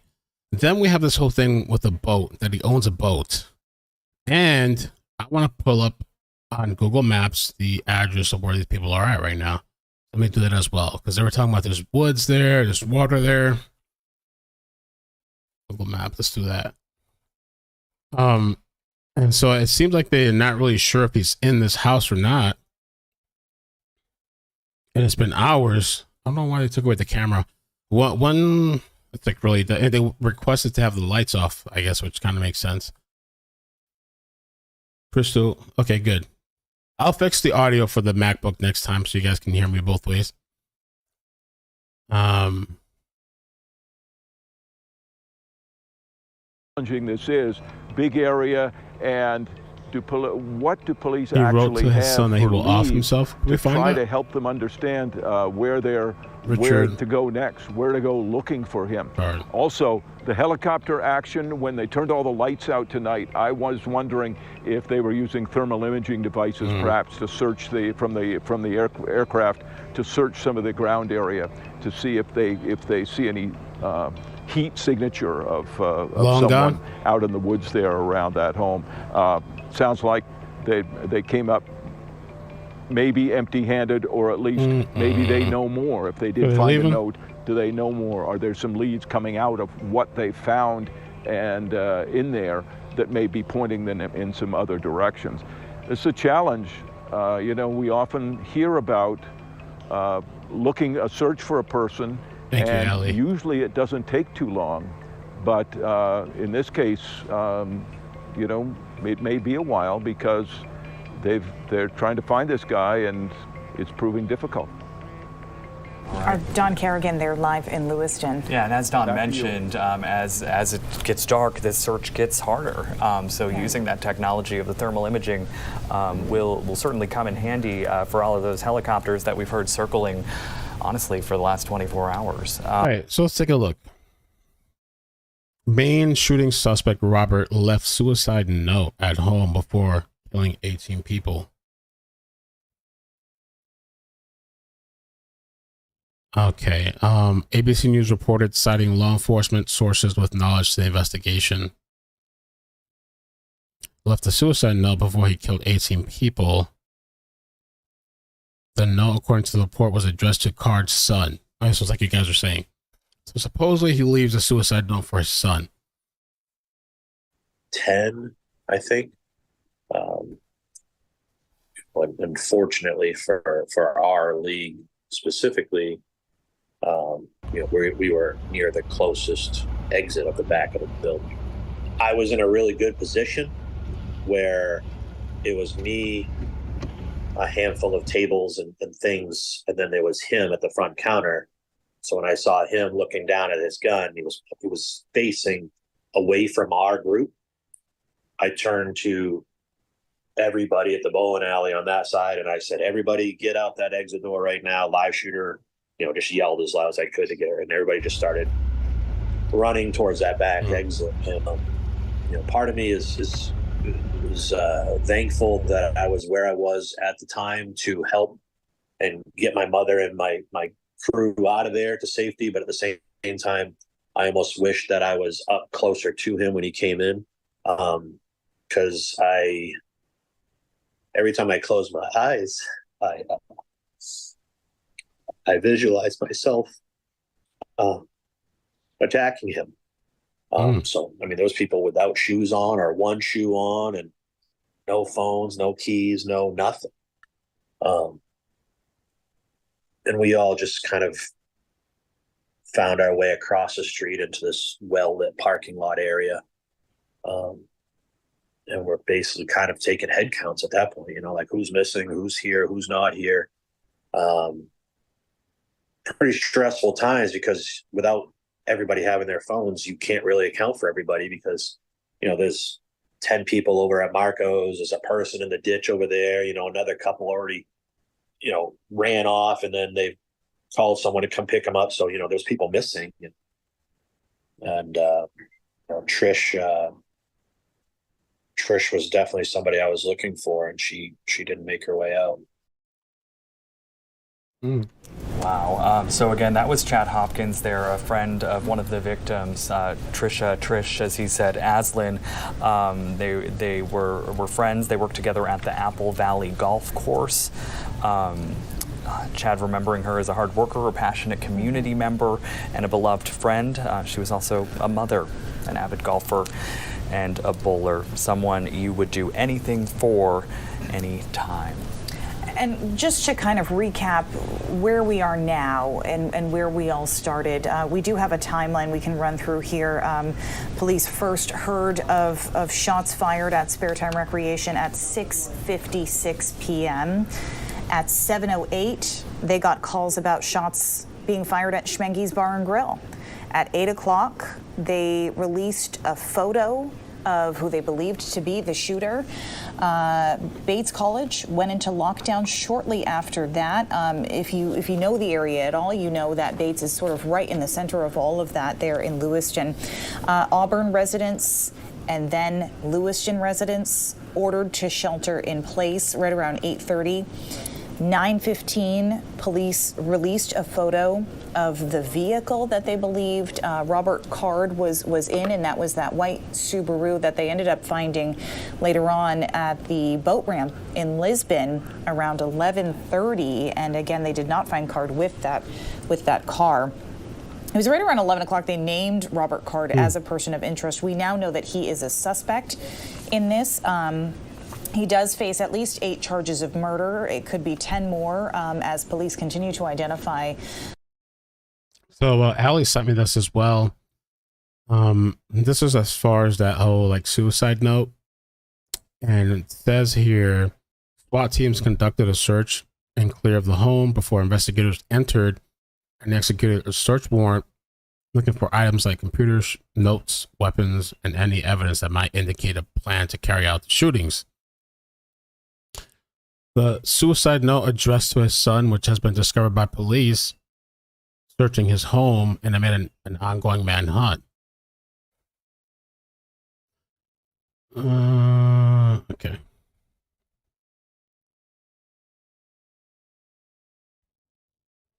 That's it. So this guy has a son.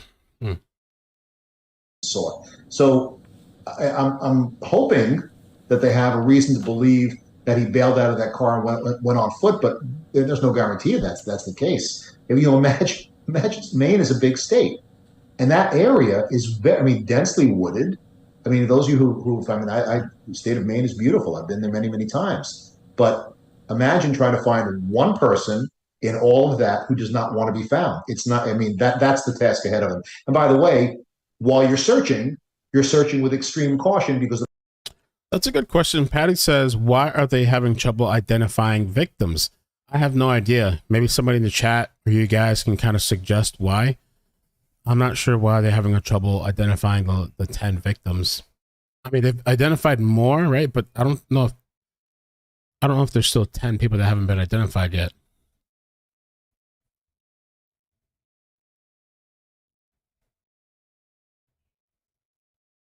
I got something else. Let's see. At a home in Maine. He was the person wanted in connection with killing 18 people yesterday, injuring more. News Nation's Alex Capriello is live in Bowdoin, Maine, where it is very dark, and the police have asked him to turn off the lights on the camera, which obviously is a request we have complied with. Any idea, Alex, why the FBI thinks he is inside this house? Well, we do know that these are homes that belong to the Card family. The house where, if you can see it, Leland, that is lit up by that spotlight from that SWAT vehicle, that is, I'm told from neighbors here, the home belonging to Robert's father. A little bit further up the road where we saw the search warrant get executed earlier today, about 2 hours ago, we're told from neighbors that that's actually the brother's house. That house has been abandoned, but it looks like they've turned their attention now on this house in the foreground. You can see the lights shining very brightly on that house. Alex, I'm hearing like a bullhorn in the back. Can we just listen to that? Yeah, let's get quiet and let's see if we can hear it.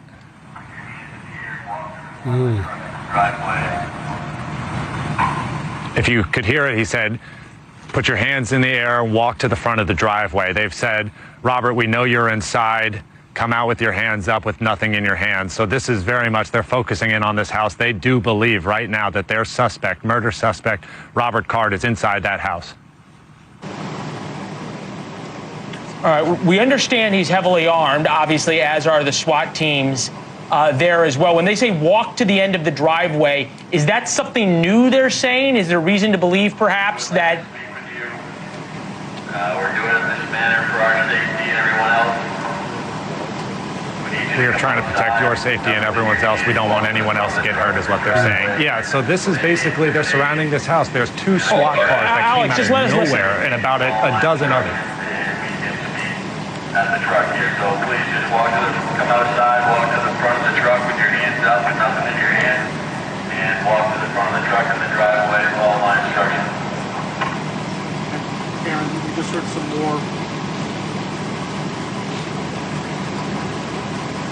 Okay, man, megaphone said, we realize this could be intimidating for you. Come out, nothing in your hands in the air, walk to the front of the truck and follow my instructions. All right, Alex, tell us what else you're hearing. If you From Server, thank you for the super chat. Says, why does my feed say 7:24? Is this live? Thanks, Mel. We are live. This is a video somebody sent me, so we're watching this from earlier. They're still, I think police are still out there, but we're just watching an earlier clip because I wanted to hear them say, come out with your hands up. Heard a door open or anything, just to the megaphone. If they start talking on the megaphone, let us hear that.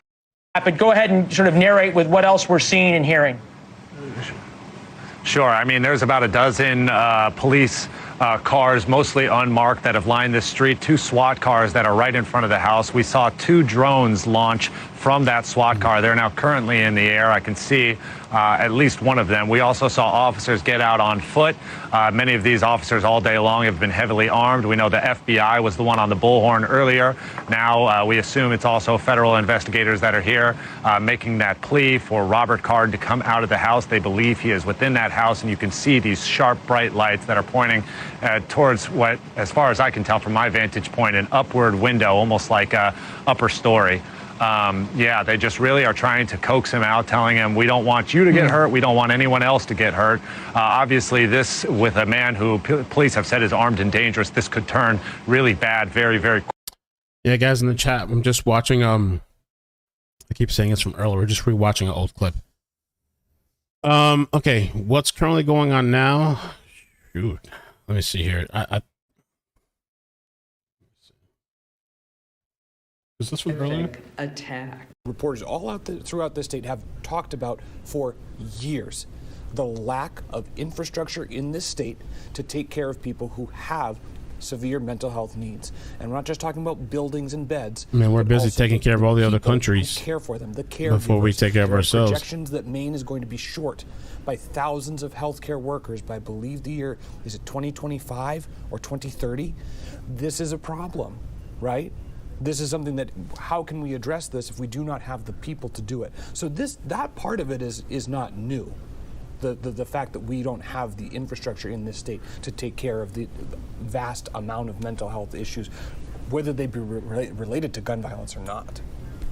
And we do have more sound, by the way, from our delegation here in Maine. Senator Angus King was, I believe, outside they left already. They're Central done? Maine Medical Center earlier today. And he spoke about this as well. I believe one of the real problems in these situations is what's called large capacity magazines, where a shooter doesn't have to reload. And I think thank you for that's the one super of the chat. most dangerous parts of this kind of situation. In terms of the mental health issues, we've heard, it hasn't been verified, but it's been discussed in the press that he had mental health issues. But whether the question is, when did he acquire the gun? If he acquired the gun 10 years ago when he was healthy and in the Army or in the Army Reserves, that's different than if he had the mental health issues and then went and got a gun. We don't know the answer to that.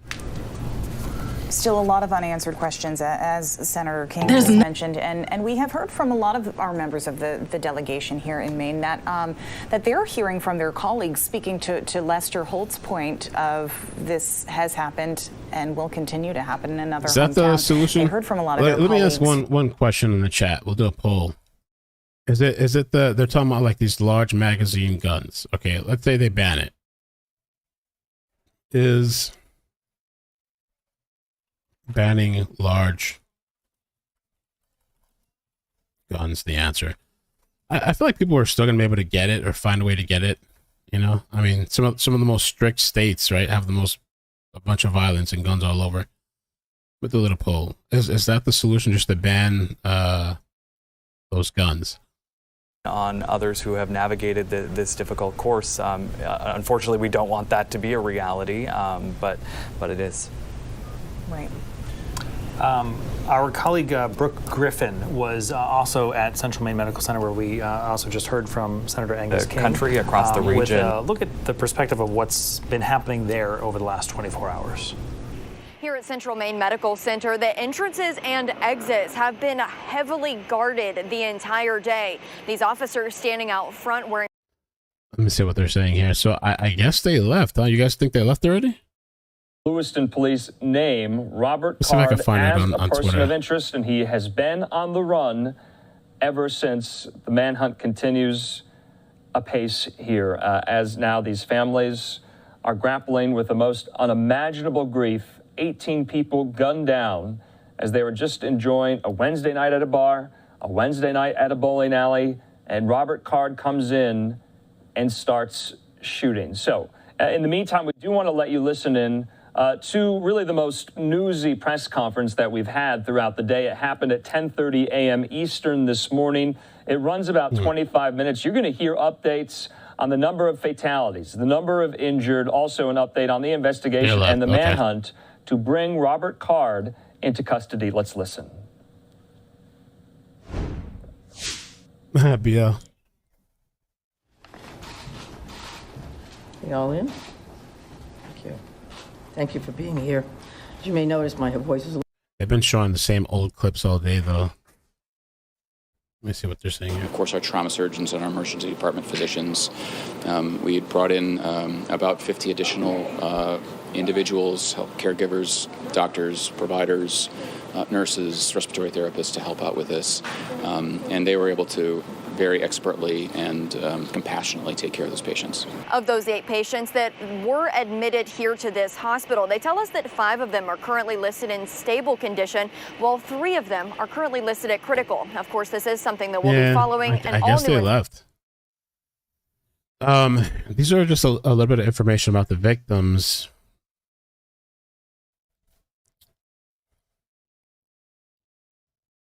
So, okay, so Robert Card, believed to have opened fire at Just-in-Time Recreation, a bowling alley, once known as Spare Time, in a nearby restaurant/bar. He has a military background and was a decorated sergeant in the U.S. Army Reserve. He allegedly carried out the shootings using a modified AR-15 rifle. Oh, Miyu, thank you so much for gifting the memberships. Thank you so much. Make sure you guys have your membership gift acceptance going on. Melissa, thank you so much too for the super chat. It says, yo, I ordered a mug and sticker, the all black one. Sweet. Thank you. The bloop bloop. Thank you. That's cool. Awesome. So, he recently lost his job at a recycling center. Card, who previously bowled at Just In Time Recreation, interesting, previously bowled there in 2012, reportedly received treatment over the summer at an undisclosed mental illness after making threats related to a military base. Okay. That's what we know about the victims. Michael. Oh, so this guy was, okay, he was at the Spare Time Recreation with family and friends. He and a friend tried to protect loved ones and charged at the shooter. Wow, but both were killed, his father told News Nation. Oh, Bob. The 76-year-old was a longtime bowling instructor who loved teaching kids at a bowling alley. Described as a kind and patient, he dedicated his time to helping youth bowlers. He wouldn't let you walk out the door without giving him a hug and a kiss on the cheek, his daughter-in-law told the Portland Press Herald. He encouraged his eldest grandsons to participate and saved up to buy new iPads and iPhones and capture their bowling performances. Okay. Bill Brackett was a part of a gathering of deaf people. Wow, deaf people. That's crazy. So we did hear about that earlier. So it was a gathering of deaf people at this bar, and this guy goes and shoots these people. Trisha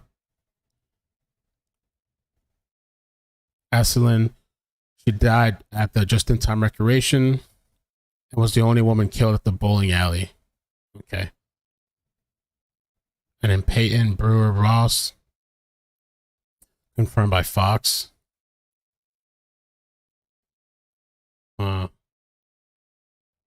Joseph Walker.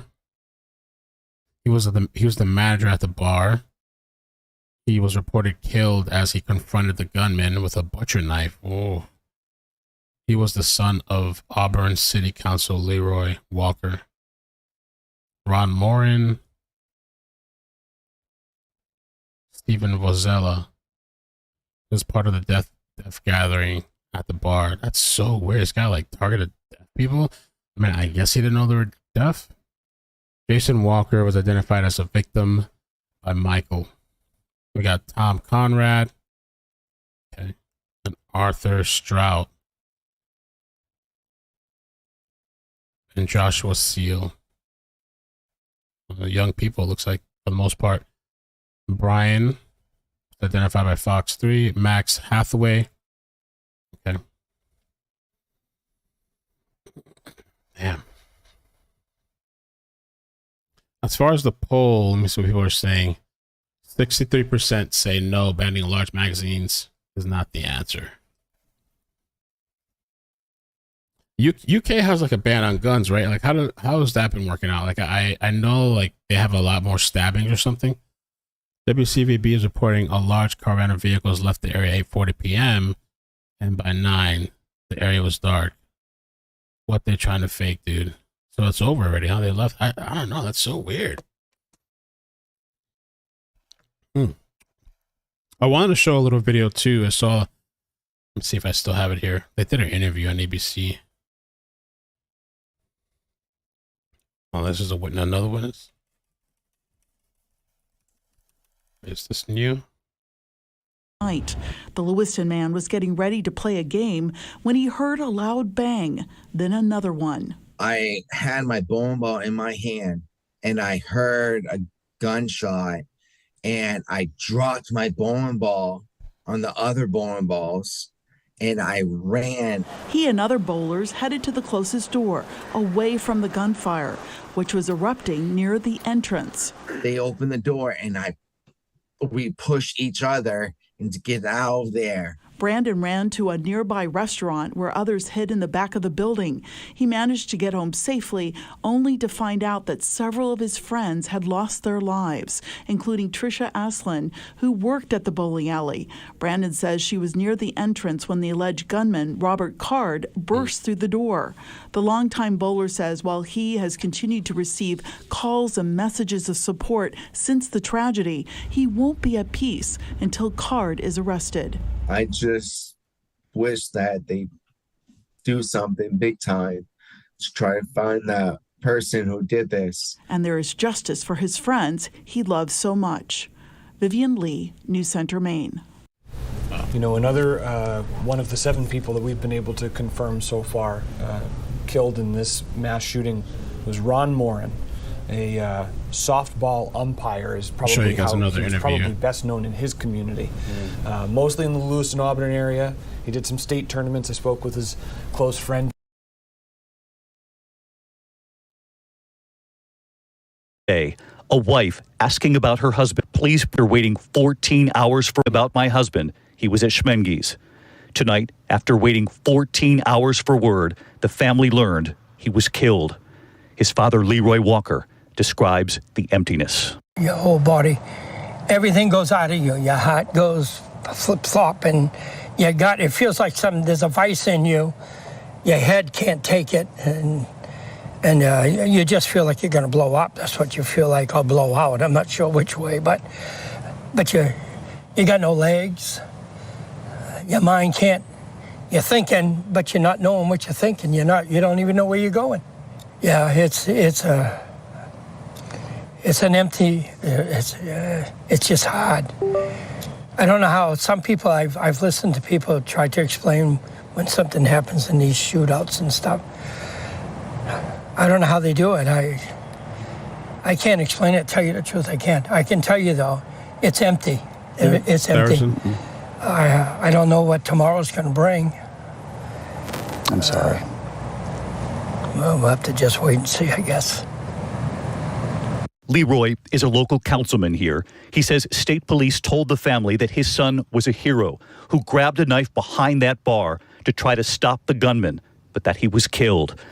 Leroy's family showed us the article when his son was a hero back in high school, helping to stop a thief at a local jewelry store. His father was not surprised to learn that his son tried to help again. He says he'll miss the visits from his son after he would finish work. Those visits at night when he got off shift, you'll miss those most. Kill me. Yeah. Gonna kill me. Yeah. Yeah. The only other thing is the other poor people that are out there doing the same thing as I'm doing right now, having no place to really go or feel like you got a place to go. Just emptiness. I feel so sorry for them too. So, let me give you guys an update on a different story real quick. Oh, okay, we can watch this first and then I'll do the update. Allie, do you feel like you're still in shock? Oh, yeah. Yeah, I go through my moments where I can feel my emotions are basically closed, where you kind of block them. And then other moments where you let the feelings come in. Mm-hmm. But it's a very surreal thing. Surreal. How have you been explaining this to Tony? The sad part of it is Tony and I got lost in the scuffle. So I didn't know where she was. So I didn't get a chance to really talk with her that well or that much till this morning. And I asked her how she's feeling and how she's doing, and she seems to be doing okay, surprisingly better than I thought.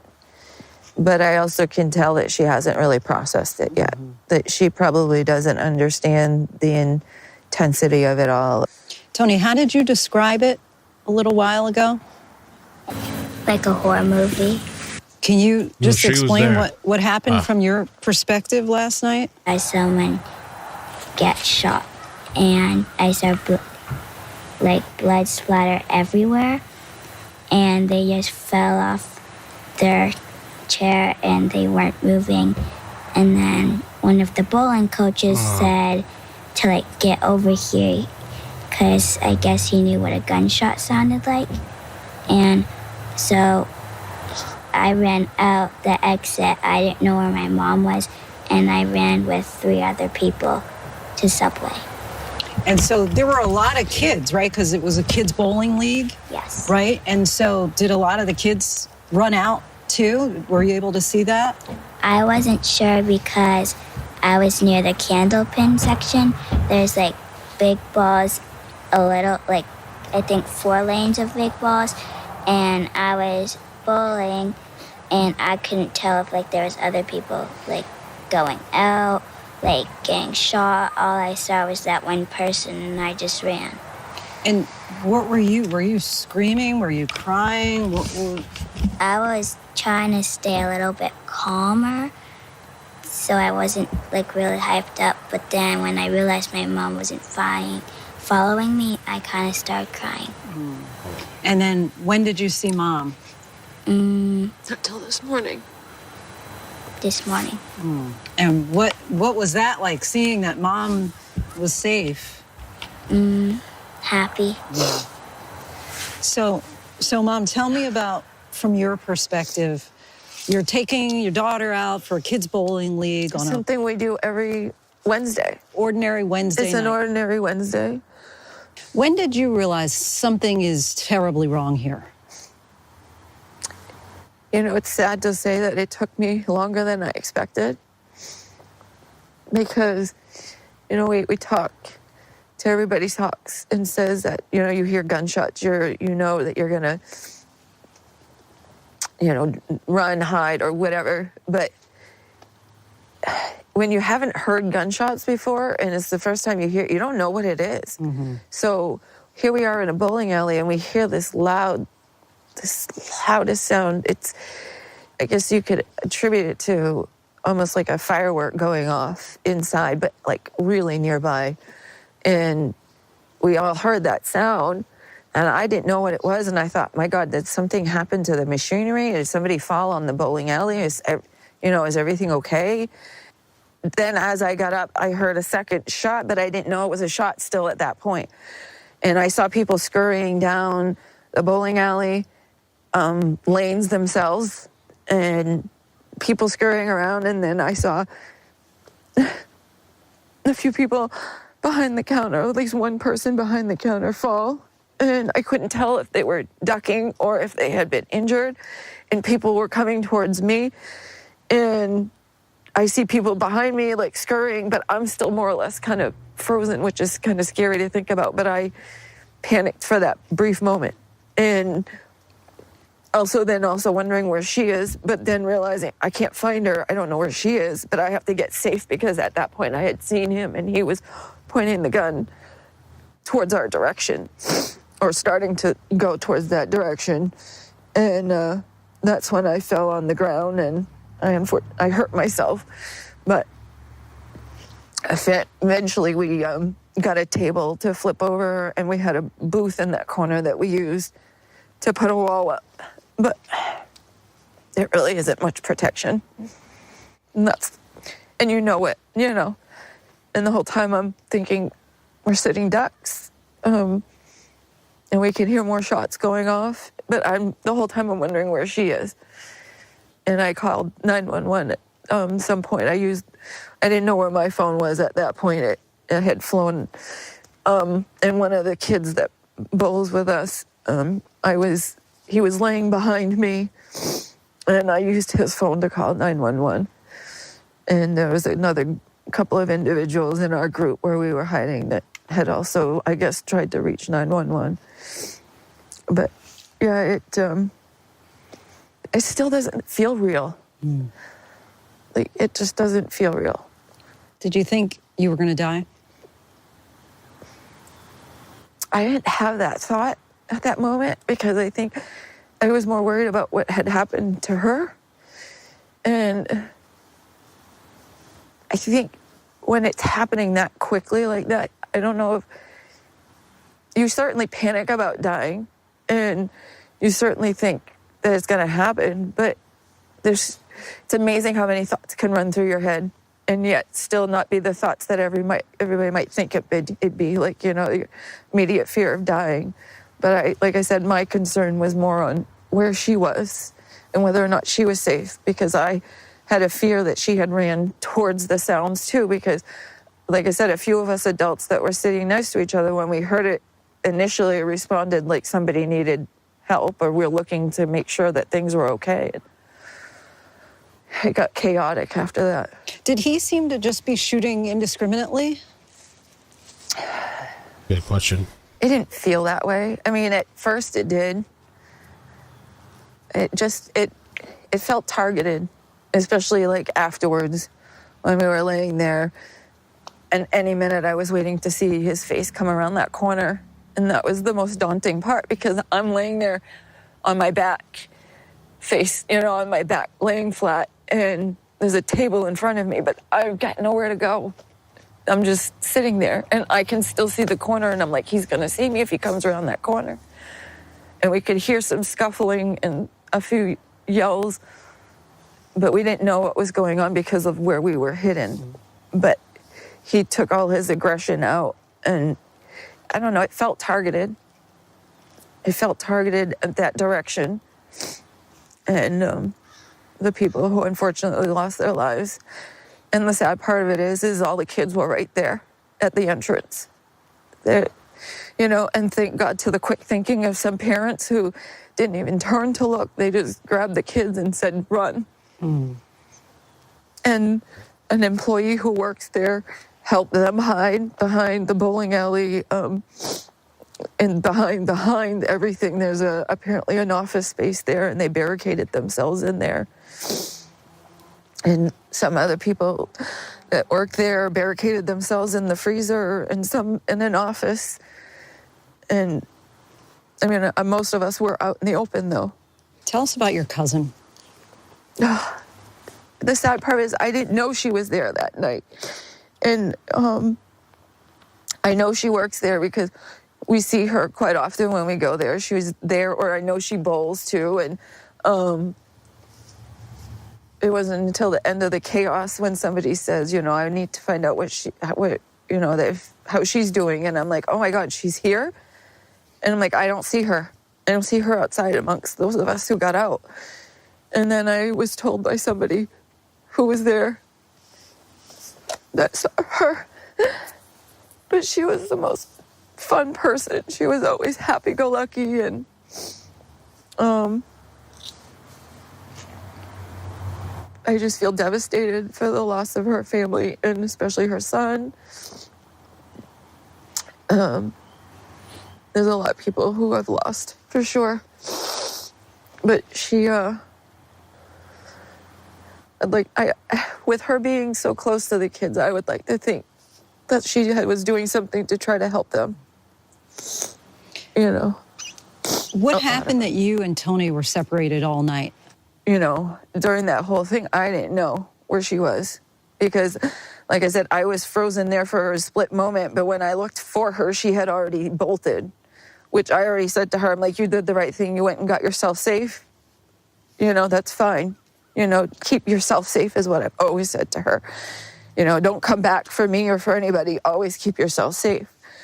But so you've talked to Tony before about this kind of... Yeah, what to do if ever there's something, not necessarily expecting it would be this, but, if she's ever in an emergency, a situation with friends or whatever, is that she should always take care of herself first. And then if she's able to, and it's safe to take care of others. But I never would have thought this would be the conversations that I had been preparing her for, ever. Did you have a hard time going to sleep last night? A little bit, but I was really tired. And how are you feeling today? I feel better because I know that he isn't caught, but I know I'm still not there. The last question. I know he's not caught. Yeah. But do you feel on edge? Do you feel like he's still in the area? I did last night. I felt very vulnerable, for sure, last night. But yeah. I don't think it's going to take us a while, but I want to make sure we feel safe. And I don't want her to feel like this is the end. I want to make sure that she understands that there's a moment in our time and that life will move on. Yeah. And that we will get through this and things will be okay. We're going to try to get back to some normalcy as soon as we can and as comfortable as we can. So I can't thank you enough for talking with us. Tony, I appreciate it. I know it's not easy, but I thank you, and I'm so glad you're safe. Me too. Okay, so that was that. Now let me just show you, because they left the area apparently. Be surprised if now we move away from that as an added security measure. Professor, I don't want to keep you longer than is necessary, but I want to give you an opportunity. If there's something we've not covered that you think the public needs to know about events like this and the work that you've done to explore and understand them, is there something we haven't covered that you want to make sure the public understand? Yeah. So I would say that I don't want the public to think that because of this event, Maine is a dangerous state or Lewiston is a dangerous city. These are okay. So let me show this. Thank you, Allie, for tagging me on Twitter. An update from Bowdoin here on Meadow Road. You just saw a few moments ago a large number of police vehicles leave the scene searching for suspect Robert Card. Well, it seems like it's a wrap here on Meadow Road. The remaining number of police vehicles here have now exited, or they're trying to exit Meadow Road. There's a lot of traffic on both sides of the road, as you can imagine, a countryside setting here in Bowdoin. But ultimately, it seems like the scene is wrapped up and closed here in Bowdoin tonight. Law enforcement officials moving along. So we'll see where they head to next. We'll see what updates they give us. But for now, those are the updates we have from Bowdoin. So he's still gone. He's still gone. I got one more update I want to show you guys. Wow.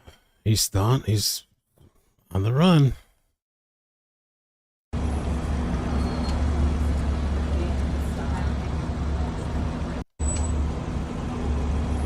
A lot of cops. So he had said in this last post, breaking, law enforcement vehicles are once again leaving the scene here on Meadow Road. According to Aaron, police found nothing inside the residence they searched. As of right now, Robert Card is still on the run. So I asked this in a poll question too. I don't know what you guys think, if this guy's still alive or is he deceased, because they're claiming, even though this person said they found nothing, there's rumors going around that there was a suicide note. And I said in the poll, do you think the shooter is still alive? 53% say yes, 47% say no. I don't know. And if I had to think about it, I mean, I don't know. I think about like Brian Laundrie and that whole mess. Like, he was dead. They were searching with all the stuff that massive. The guy was dead. He shot himself, I guess.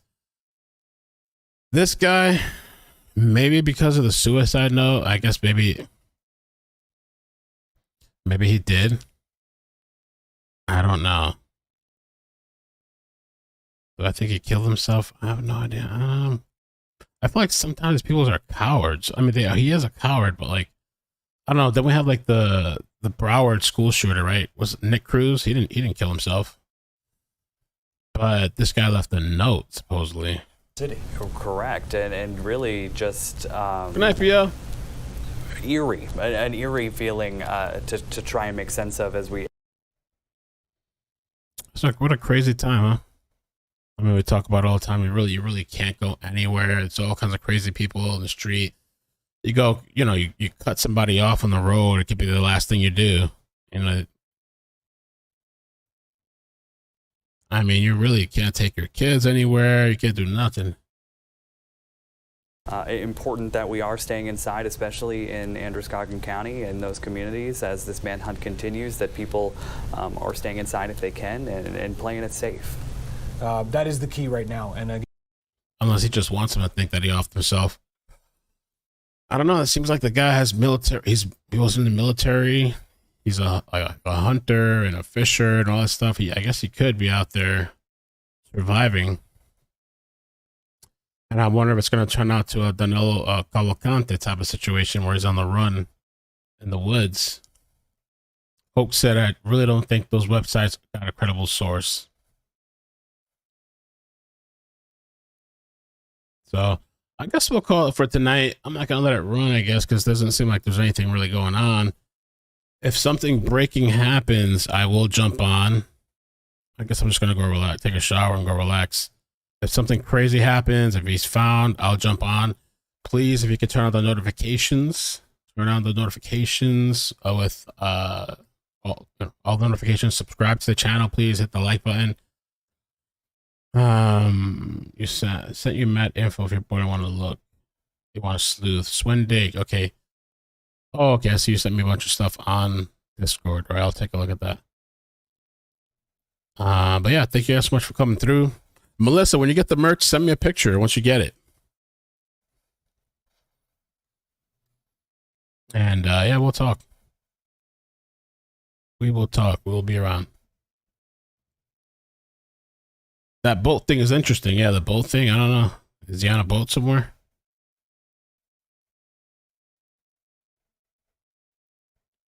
Little Picker says they think he's dead. He was on a spree. He killed at multiple locations. Why just stop? I think he's dead. All right. Good night, guys. Take care. And there's more merch coming. There's going to be, I need a chase merch. Maybe even a manhunt merch. I don't know. But I do need a chase merch and some other kind of cool stuff. So yeah, have a good night, guys. Take care.